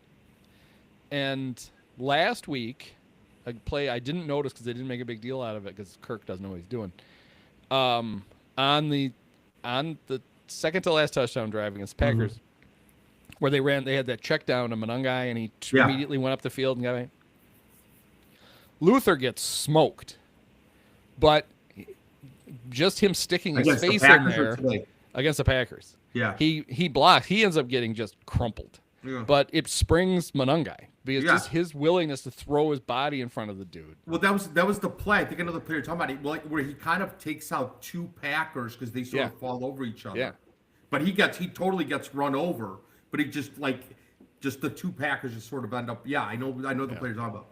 And Caleb had a nice on one of their checkdowns to Monangai tonight. Mm-hmm. He waited it just right where Monangai running forward to catch the ball is at full speed when he catches the ball. Like he didn't have to catch it and do whatever. Yeah. Caleb lays it out just in front of him, and Monangai Yeah. is off like a shot. I don't know. Like they had such a good year. I'm sure the temptation is to stick with DeAndre and Monangai. But I kind of wonder if you could have a better, like if you could upgrade the DeAndre Swift half of that. Yeah, DeAndre's good. Like it shouldn't stop you. Who's available? Like it sort of depends on if you have to do anything at left tackle, right? You still have. I mean, like I think that it's so clear that they're one really good defensive lineman. When I don't know where on the defensive line that goes. Like I don't know if that's a stud defensive lineman and inside tackle, and then you let Javon go, or you let whatever, right? I don't know who you upgrade over, or if it's the an end to against Montez Sweat, but you obviously need somebody else to take up a couple of blockers, somebody else who can be chipped by a tight end, because right now it just seems like the other team's offense is getting like they don't have to chip that extra guy. Yeah, they So don't. they just get to go out on routes like pretty easily. I mean, Booker helped a lot when he came back. Oh yeah, Booker's pretty good, but he's not. You need. I know why they signed Deo, yeah, and it's because Booker is only 240 pounds. yeah. Like, and Dio's supposed to be the bigger guy who Yeah. play on more obvious rundowns and whatever, and then Booker can just Yeah. be a pass rusher. And with him out, Booker just had to play more Yeah, than normal, which probably cuts into his effectiveness on passing downs a little. Right. He's been out more and he's been getting hit more often. But he had a nice hit early in the game where Yeah. he basically picked Kyron Williams up and slammed. He's like grabbed him by the leg and he's pulling Yeah. him down. well, what that defensive line is, my point is, it's kind of the same thing that the Cubs needed, right? They needed that one star, that like amazing. Like Montez Sweat is fine, but like that defensive line needs like I don't know. Quentin Williams or like somebody, or Jeffrey Simmons, like this either amazing interior lineman or like Max Crosby out on the outside, like one more like all pro type player. Edward Cabrera is pretty big, so maybe he could just play Edward for both. Cabrera, yeah. Yeah, he's a big dude. He apparently was the talk of Cub convention when the Cub players were like, geez, you're even bigger than I thought. You used to just seeing him standing on the mound. He always looked big, and they're like, Jesus, you're bigger than I thought. Was he like I'll also 6'2"? give Edward credit.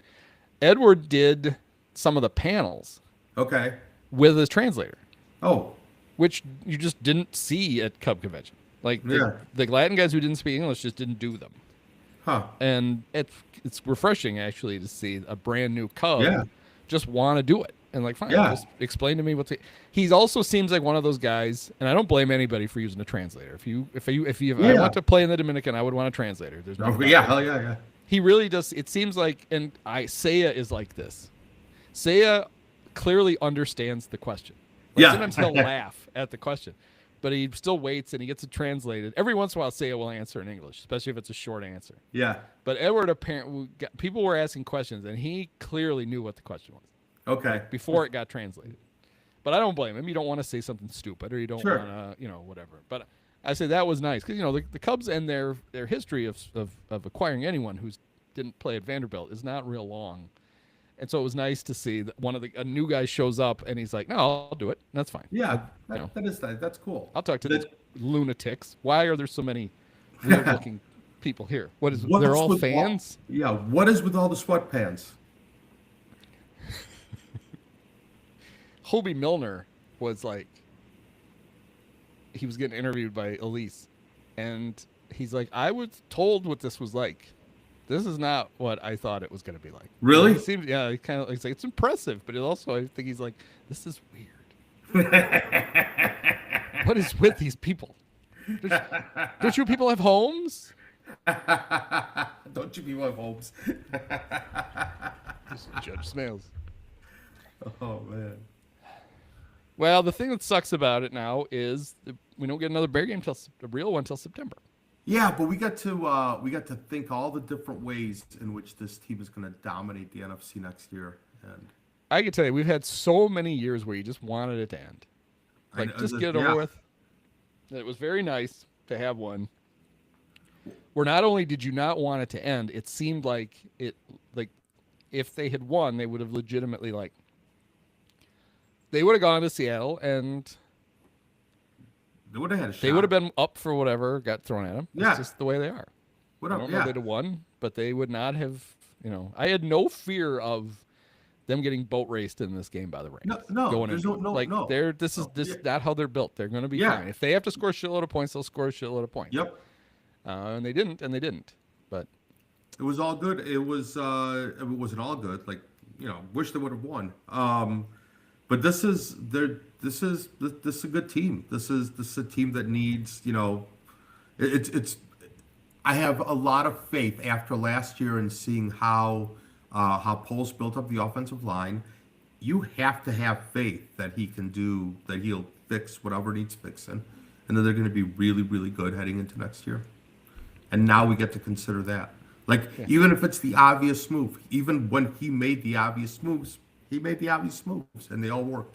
Yeah. I will say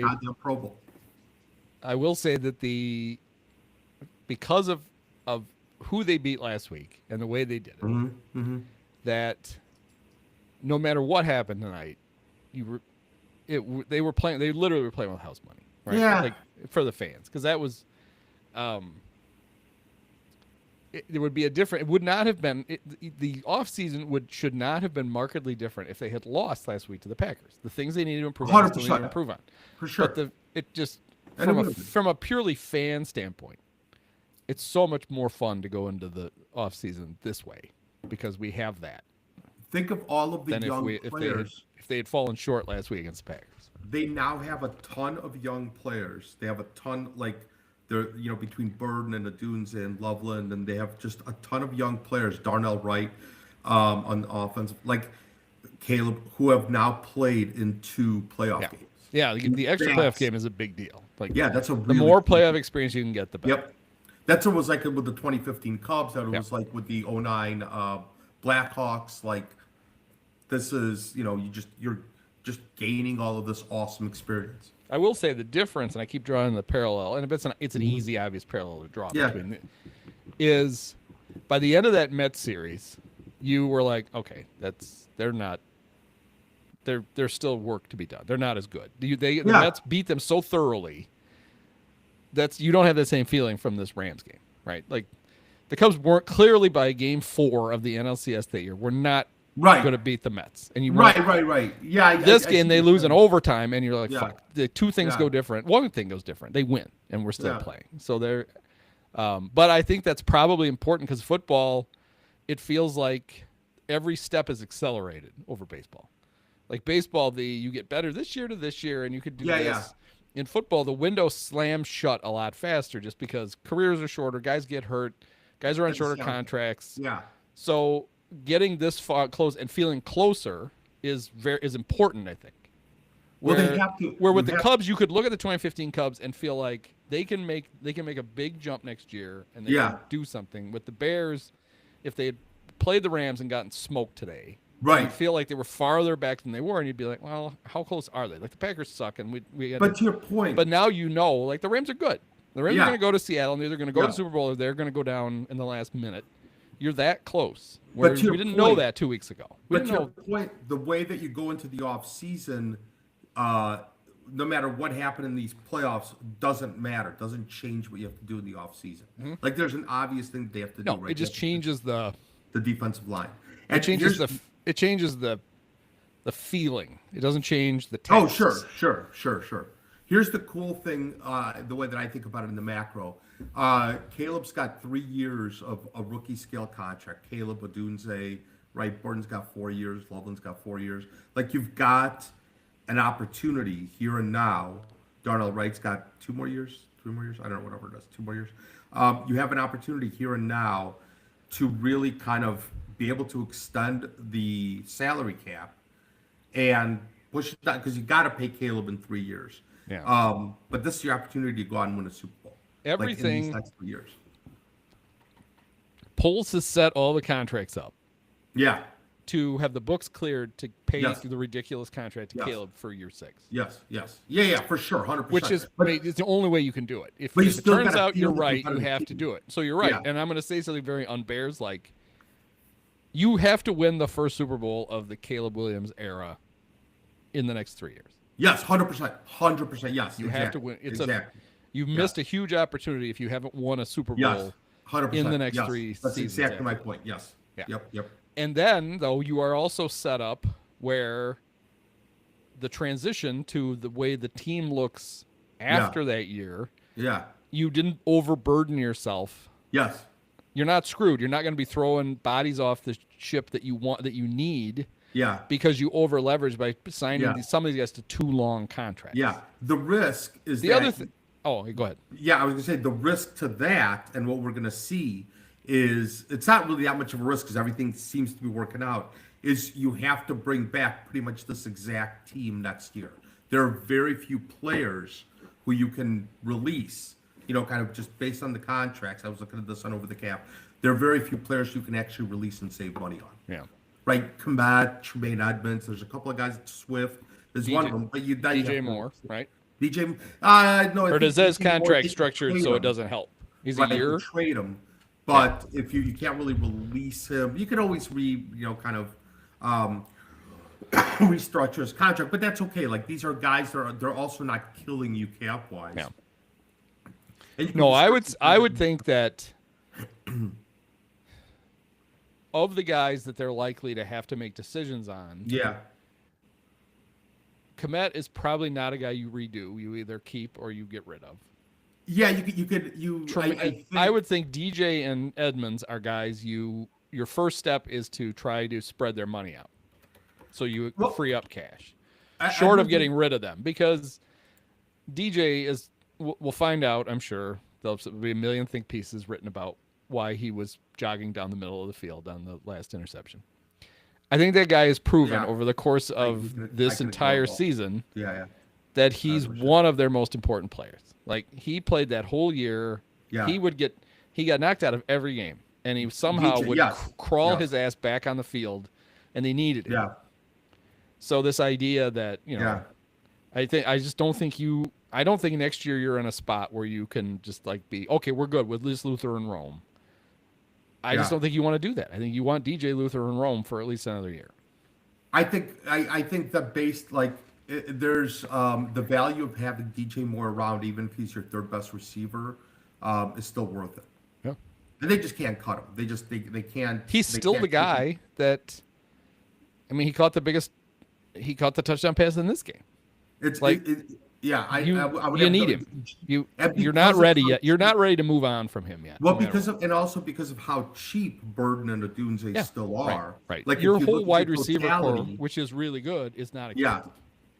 So the guys, like I said, the guys who you can kind of see if they can get rid of. Edmonds, if they cut Edmonds, they save $15 million against the cap. That's real. So that's real savings. So I would guess that means you have to have a talk with Tremaine. Yeah. About are you willing to restructure? Right. If not, you probably got to go somewhere else. Yeah, you got right. Exactly. And I think Dennis Allen would be very pissed if you told him that you're going to get rid of him. But I also think he would just figure it out. Well, Tremaine is a very unique. They were much better when they didn't have him. When he was gone, yeah, the defense did struggle because that's here's the thing for a 6'6" dude. That's a weird skill. It's a very unique skill set, and they moved him. Eberflus played him in the wrong fucking spot. He's really good in coverage. He's really good. Like he's good with the running back out of the backfield. I agree with you.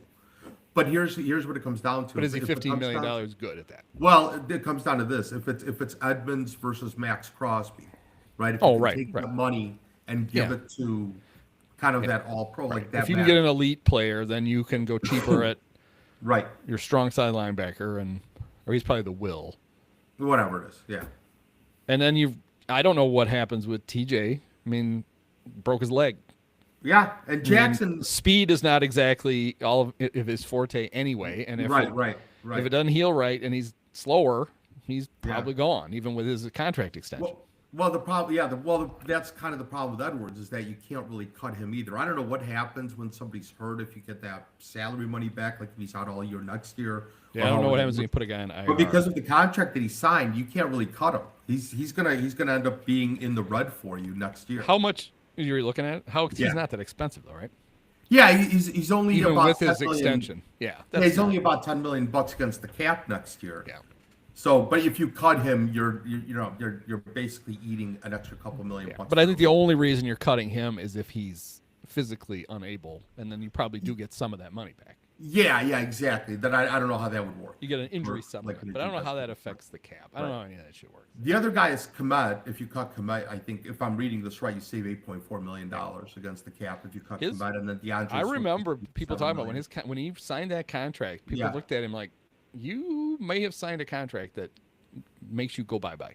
Yeah, but he got Because- some guarantees up front. Like he was all right. Like it's not I Right. think But the he way it was knew- structured was basically like after the first couple of years, the team can walk away from you. Yeah, and that's okay. Like I think he knew that. And again, it's like he'll get a chance. Like he's not. He would never be at the top end of the tight end market. No, he's And not. so, He's you know, and get him he, back he's to very Cleveland. clearly your second tight end now. Yeah. And maybe you can keep him because your number one tight end makes not that much. Well, I mean, that's first round exactly right. draft It's the pick. same thing with DJ Moore. He is a right? first round And- draft pick, so he makes better money than like if he was a third round pick. But But that's Colton's okay. not breaking the bank. Yeah, and Komet, and the thing with Komet is that he's a perfectly fine. Like in Johnson likes those two tight ends. Yeah, three tight end he's back. he's very good at this role. I think Yeah. unless you get to a point where for some reason you have to save that money, you're not even gonna worry about it. You're just gonna keep it. Right, and the stuff that makes him good in that second, and the stuff that makes him valuable, even with this contract, you could still save some money. I feel like maybe I don't know. Maybe I'm talking out of my head. Well, there's a good example of his value. Is on the touchdown pass last week to DJ, the one to put him ahead. Yeah, To make it look more like a screen than it already was, they Yeah. took Darnell and lined him up outside the left tackle. And so Komet was basically playing right tackle. yeah, And he had to block the Packers' left defensive end. And wasn't a screen pass. He had to Yeah. actually block him because Caleb needed time to throw it, and he handled it Yeah. fine. Like Huh. there's a lot of guys. I mean, if you turn that over to Durham Smythe, I have a feeling that dude is sitting in Caleb's lap, and that pass doesn't happen. Well, I don't know. I'm not saying Durham Smythe is bad. I'm saying Yeah, I Cole think is that's- better. Cole is a level Yeah. that you probably can't just easily replace. What Cole adds, I think, is that ability to actually go out and catch a pass. I don't think Durham Smythe is really good at that, but I think Durham Smythe is pretty good. He caught one today. Yeah, he did. Yeah. So I mean, it's the right now is a really good time to be a Bears fan. I don't like. There's nothing. It's hilarious listening to all of these teams go through. Do they draft Mendoza? Is there another Yeah. quarterback? Oh, if you need a quarterback this year, you're fucked. Well, yeah, and then like who's available in free agency? And then even like, is it Dante Moore, right? The guy from Oregon, Yeah, who the he's not Jets were coming going to out. take, and he's like, I think I'll just stay in. Yeah. Well, and then like all the coaches and like this Cole, like who are they going to hire as a head coach? And are there really anybody good? And it's like a bunch of weirdos, and like to not even remotely have to worry about any of that is so fantastic. I mean, it's ridiculous but we're fans, so of course we can think this. I mean, do we have any reason to believe that they don't have head coach solved and quarterback for a decade? 100%. Yeah. Yeah. Because, yeah. I mean, like, we knew. Think of the way Nagy 1 ended. In year 1, and you're kind of like, I mean, that offense had fallen off a cliff late in the Yeah. season, and he couldn't figure it out. Yeah. And it was kind of the first, and then Fangio left, and you're like, Yep. uh-oh. And that was it. Yep. And, and Lovey was basically there for a decade. Like, that's, Yeah. you know, Yes. and Ditka was there, I think, exactly 10 years. Yep. So it's not crazy to think you found a good coach, you're going to have him for 10 years. Yeah. And like it's just fun to think, to even be able to think with any kind of optimism to next year after like this loss today was kind of a nut punch. Like it was like they came back. Like Yeah. it was a really good game, and they should have won, and we kind of felt like they could have won, and I mean, like, and then they didn't win, and still to have the optimism to next year after this game. And after the way that things went in this game, and like knowing like just to build up to it and all and everything, like this is to be able to like talk in terms of, yeah, this is a team that can go out and like they are Super Bowl contenders, and I honestly believe that, like, thinking about them being one player away, whoever that is, right? And granted, like they might have some little holes to fill. Like if Trapio isn't around, like holy shit. Now you gotta fill left tackle. Or you figure it out. Like I don't know. Like maybe they could, honestly, it's just one more I thing mean, that you thought you didn't have to worry about. And honestly, you might. I don't know how sold they are on him anyway. You may have needed to find one anyway. They may look at Ozzie as a swing tackle who they had to play at left tackle. Maybe I don't know. Right. But at least you kind of thought, like, finding a left tackle is really, really hard. And going into this draft, I don't know what's available. I have no idea. It doesn't matter. Like, not having to worry about it. I would rather them almost patch together left tackle because the rest of the line is so good, and use that first round pick on Max Crosby or whatever. It's basically what they did this year. Yeah. They played Benedict and Trapillo and did Braxton play at all at the beginning of the year? A little bit, no, I think early on. Whatever. And because from left guard over, they're so good, it's not a big deal. Yep. Left tackle was never a problem. Right. It wasn't.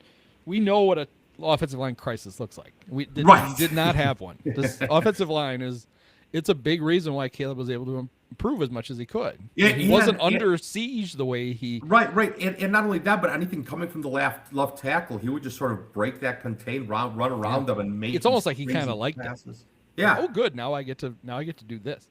Right. You didn't have to worry about anybody coming from the right tackle side. He's calling the play. Ozzie, let him go. Yeah. Watch this. Don't worry about it. I need to stretch my legs. Let him come at me. I want to run around. So this is going to be fun. Like thinking about this team, and this is just a completely different way of thinking about this football team and thinking about next year, and it's wonderful. The thing you don't have to do for the first time in God knows how long, you don't have to delude yourself into acting like they're better than you really know they are. Yeah. So they're closer. Like this is a really good. They're really good at a lot of positions. Yep. They've got other places they need to improve, and pretty much every team has to do that. But they're so much farther ahead. Than where we could have thought they would be back on when they blew the game against the Vikings in week 1. And even the Detroit game, holy shit.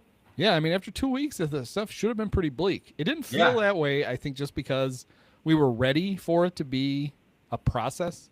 Yes. But then they kind of were like, fuck it, this doesn't need to be this big a process. Yeah. Let's just start winning. Well, and like I said, it was just the whole thing was thinking about, if only Caleb gets better every week, it doesn't matter what the results are, like you'd like to win a game or two, but it doesn't really matter. Like as long as Caleb gets better, as long as you can kind of see progress in the offense, and like it obviously exceeded all of those. Like it's a wonderful place to be. If you think about the way their whole offseason goes, and not just player acquisition, but just player development, for the first time since, I don't know, Jim McMahon and Mike Ditka, probably literally, they don't have to waste a bunch of resources and time and all kinds of shit on the stuff.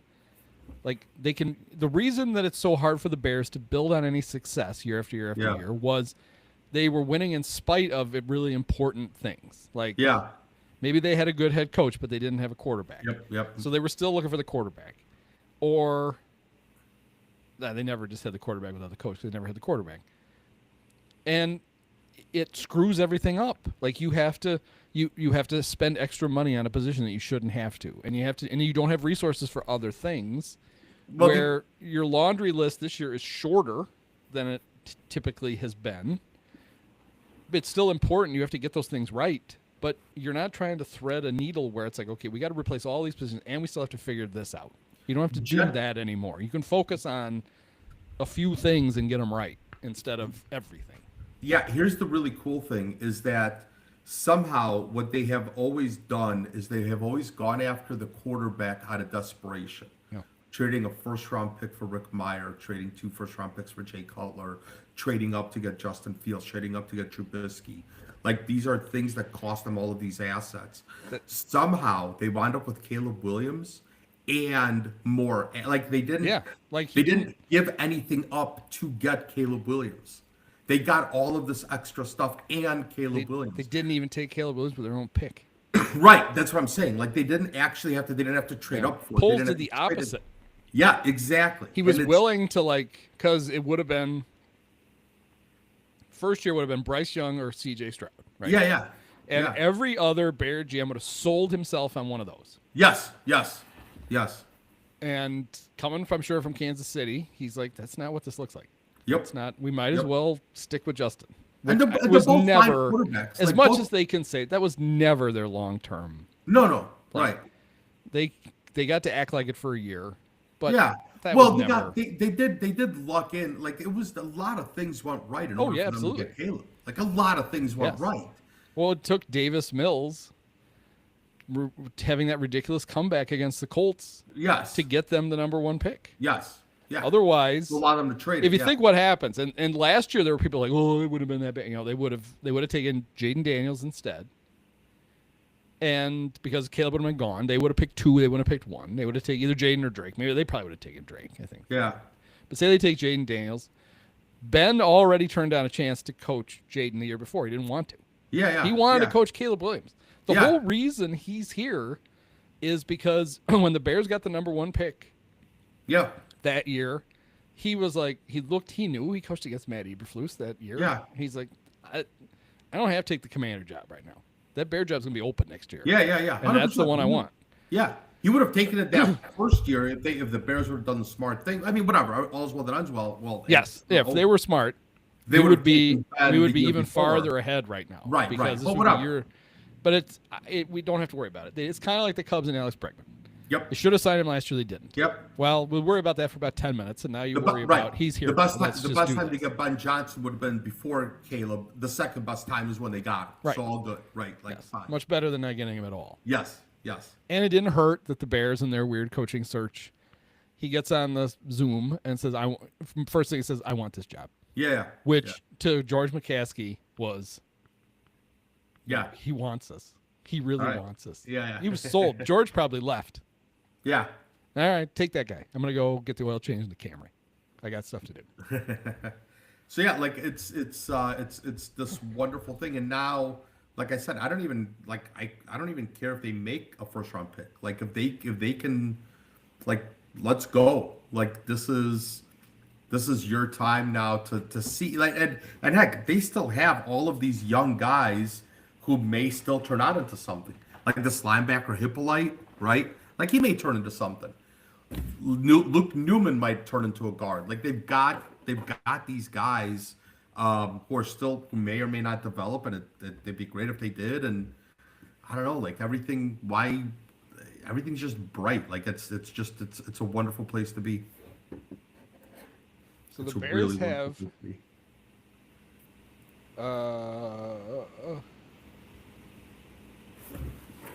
their own picks in the first, second, third round. They have the Rams pick in the 4th round, Yeah. which with this loss, now that hurts them because the Rams are Yeah, going it does. lower. Way Yeah. to go. You fucked up. Yeah. The reason the most painful part of this loss now is their 4th round Yes. draft pick will be later than it was. Shit.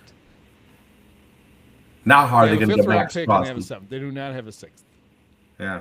Well, because they traded that for, I think that was the Jonah Jackson deal. Thuney was the 4th rounder last year.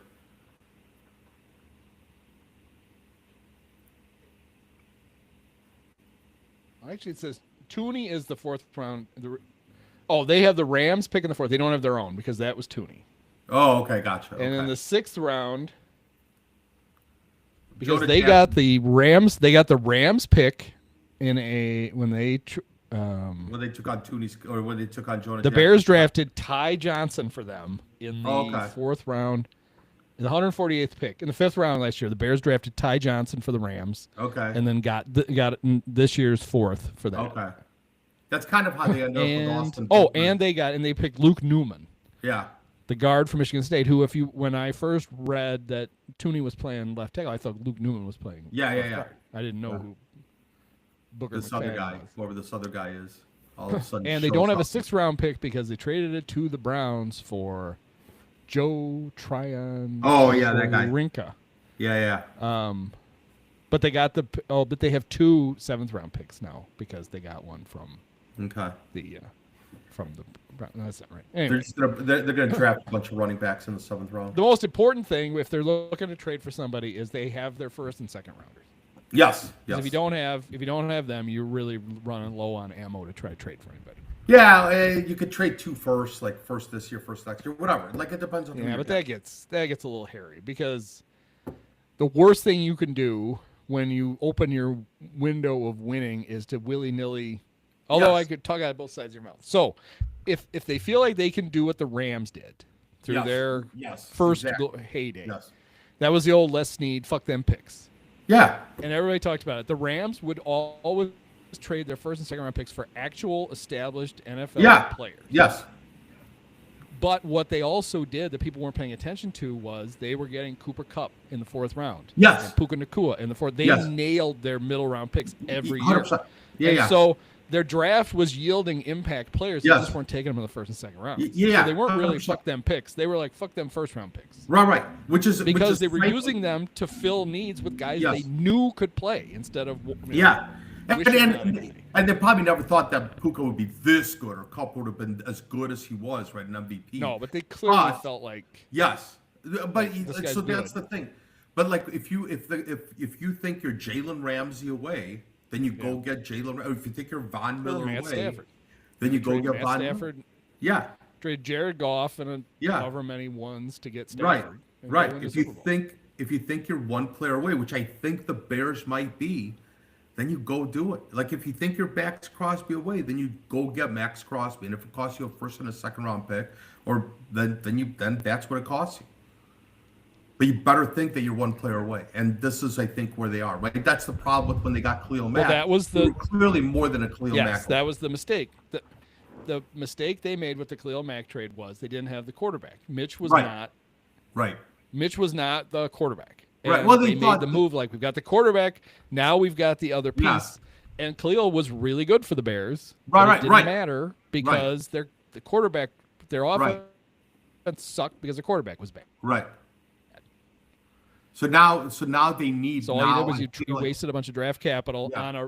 on a really fancy car that you couldn't get out of Yes. the driveway. Right. Whereas now, if they And went and frustrated poor Khalil Mack. right. Whereas if now they went and got Khalil Mack. Yeah, now's the time to do it. now's This is the the time off to do it. season to go for the big. my yeah. point exactly. Yep. And it was like, Yep.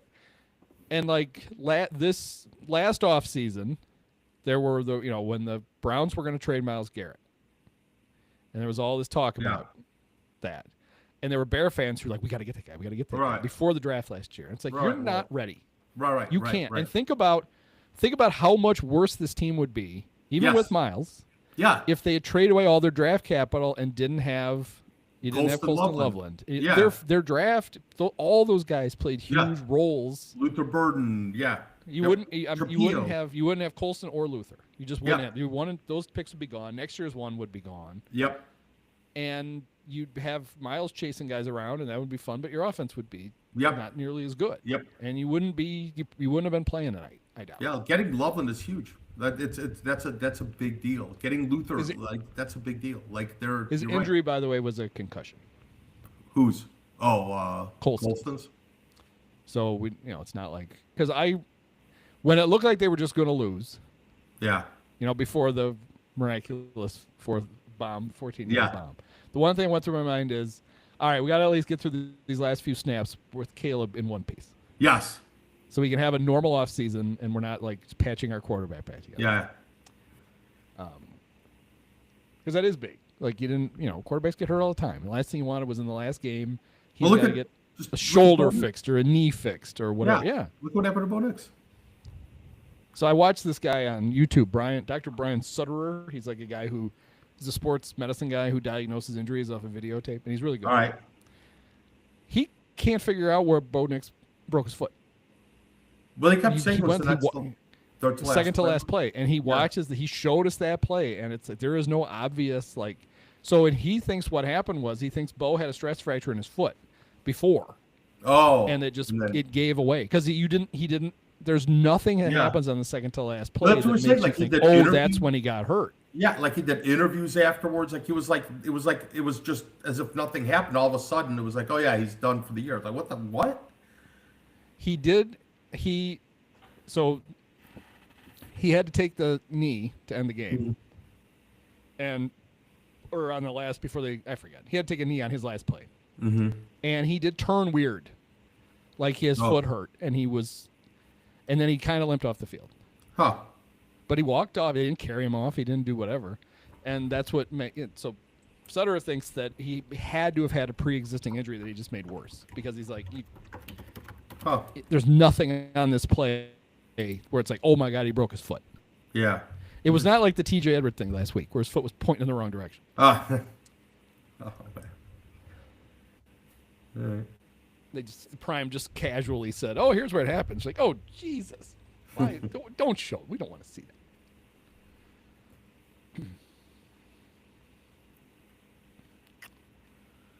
All right. Well, that's been fun. Next recap we do will be Cub spring training games. We'll recap all of those. Marquis only going to show like 9 of them this year. They're cutting back. How much do they usually show? It was fun going last year. They show all the home games. The first few years, they showed every game. They would they'd make poor Len and JD go to fucking every game and do the games. I'm sure they don't mind. Last year, they did every home game and then some of the road games. If the other team was doing the game, sometimes they would show that feed. Oh, okay. So like if the Royals were doing it and the Cubs were playing. Don't do that more often. I think because of the RSN cutbacks everywhere, I think nobody's going to do this many games. So the Cubs don't have that option of just picking up the other team's feeds very often.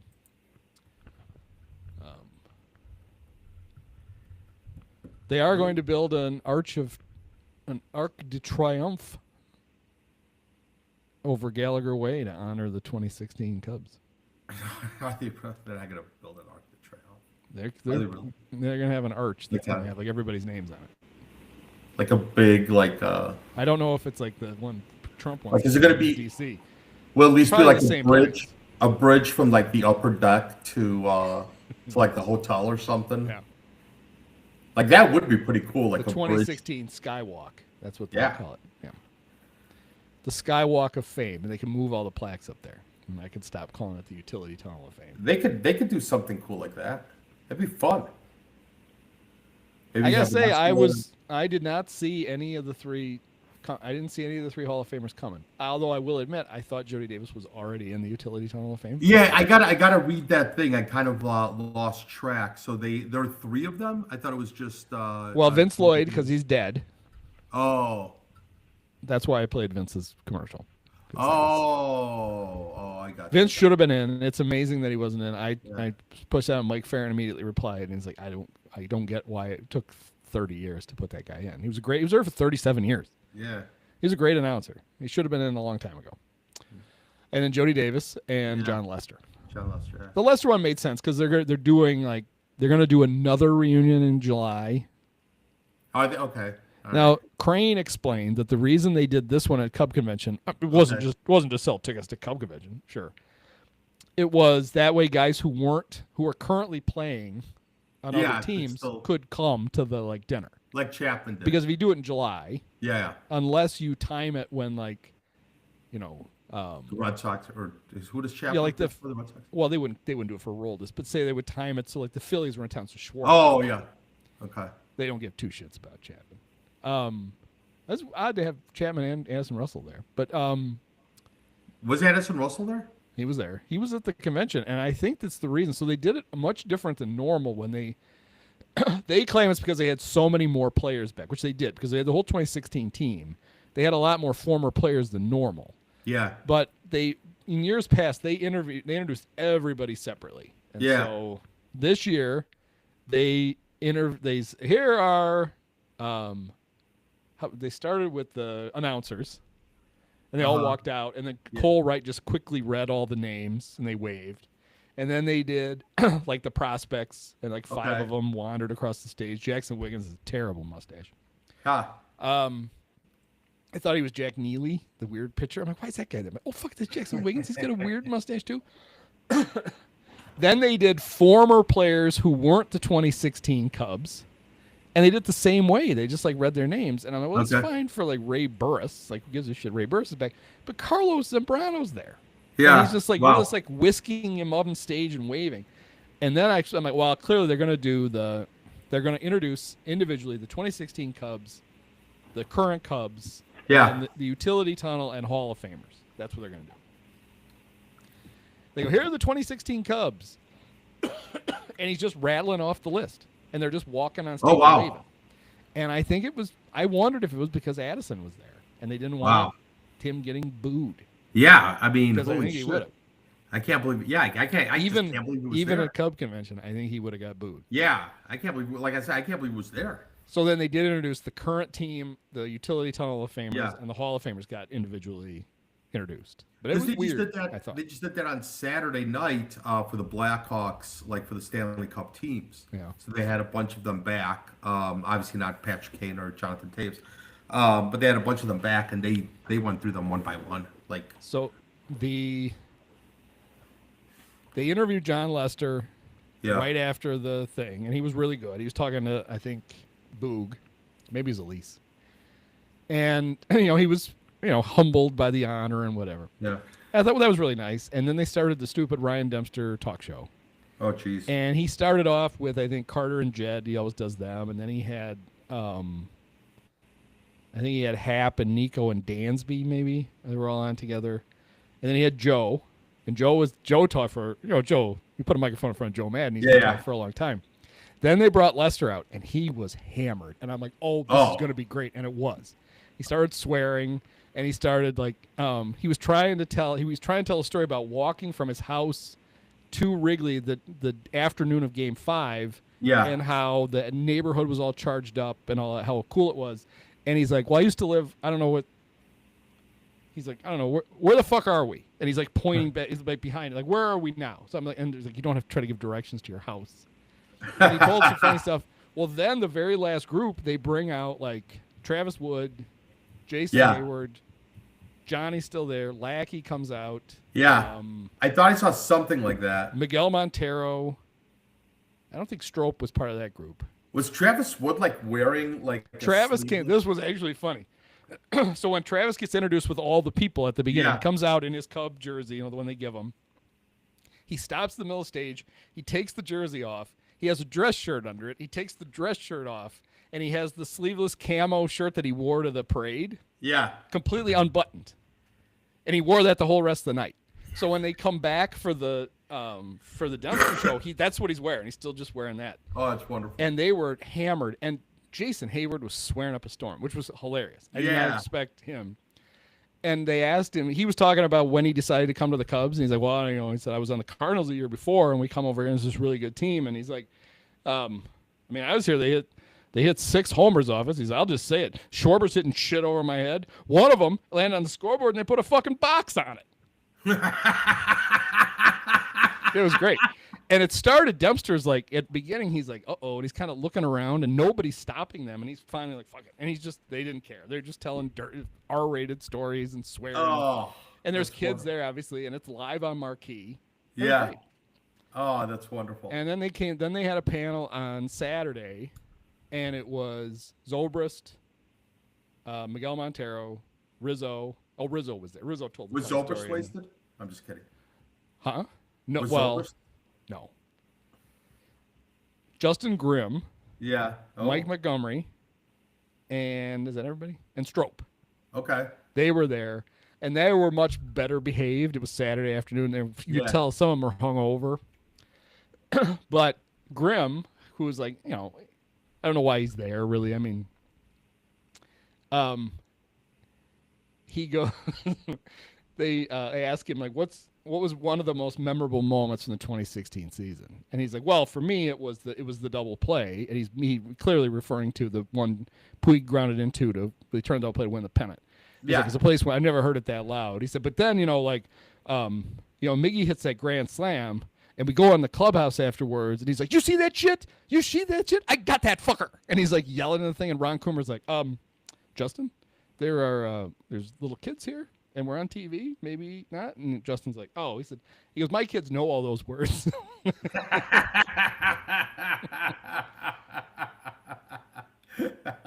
But yeah, they told stories. Strope was really good. Oh yeah. And Montero was hilarious. Like he was great. And it just makes me mad. And Rizzo was great. Like Rizzo was, and I have a feeling I have a feeling Rizzo will start popping up on marquee now. All right. But it would really be nice if they found a thing for Strope and for Montero to do. Pedro speaks really good English, which I didn't know that I knew. Like he really does. He's like a personable guy too. Yes, and he's really funny. And like they need to inject some personality. And I know they're all rich. They all made a shitload of money, and they don't need to do this. But I just feel like they could liven that stuff up with those guys who fans clearly really like. And Montero, it warmed my heart. Actually, Rizzo did it. Montero was talking about this kid asked them, and I don't know why little kids were asking questions at the 2016 reunion. It's like you weren't alive, but it's fine. Kid asked him, when you guys fell behind, did you think you were going to lose? Which of course is wrong, right? Yeah. They were never behind. They were tied. Oh, yeah. Wait, sorry. You mean in game 7? Yeah. When you fell behind, did you think you were going to lose? But they all gave good answers. Zobrist said, it's the only time I thought, oh my God, I think maybe we really are cursed. Okay. Like, how did that happen? And Montero goes, I thought we were going to lose. And he goes, but then in the 9th inning, Chappie had to get through Kipnis, Lindor, and Santana. Yep. And we did. And then I thought, Schwarber's coming up, we're going to win. And Rizzo stops him and says, he goes, Rossi always gives you credit for that because you came in the 9th and you called all breaking balls. And Rossi was afraid to call anything but fastballs with Chapman. And wait, he actually said that out loud? Yes. And he goes, he doesn't think they could have got through the 9th.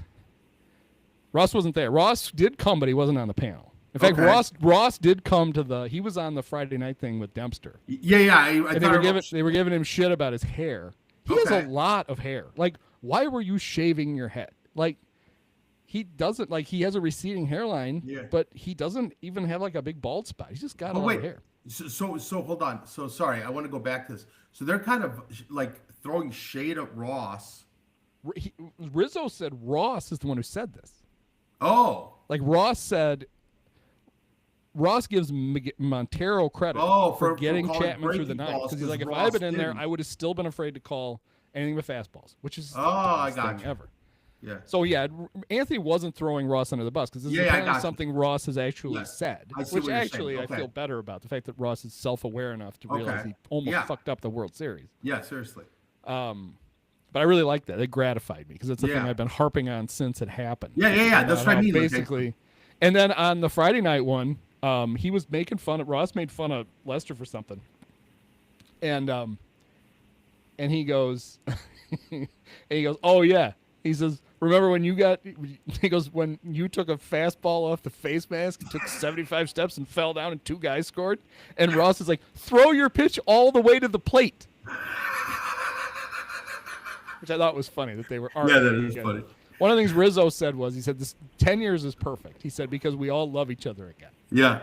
He's like, it's been long enough. And he said, he was talking about a fight that Travis Wood and Strope almost got in on a plane one night when Travis was playing bartender and Strope spilled a drink all over the plane. And Travis was screaming at him, took his shirt off and was trying to go, where's Strope? He's going to try to beat him up. He's like, at the end of those 2 years, we had been together a lot. Yeah. And it kind of strained things. And he said, we still loved each other, but it was, you were tired of being around people. He said 10 years now, all that stuff's gone. It's just everybody's. Oh, that's cool. It's just fun to hang out. So they need to get used to doing reunions because we know from the 69 Cubs, who didn't win a damn thing, that the Cubs will milk this for every 5 years, we're going to get another reunion. Well, it's just when you said in July, there'll be another one, right? Obviously, there will be one during the baseball season. Like, hell yeah. Yeah. I mean, look what they do. They still trot out the 85 Bears. Yeah.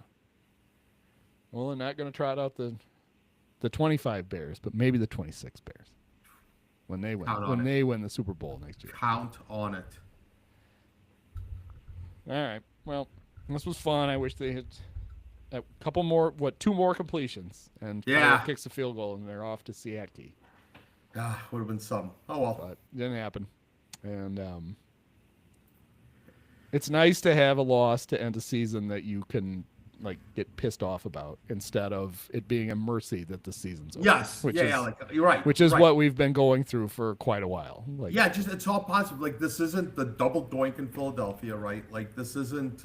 There's nothing. It's just good things happen. Like this is a young team. You gotta like they just keep coming back. You got your franchise quarterback. You got your franchise head coach. You need you need one more amazing all pro maybe somewhere on defense, and then you're off and running. And you just and it's wonderful. Like Loveland is only going to get better. Burton will only get better. Well, I mean, this Odunze can offense- get better. I mean, it has to be.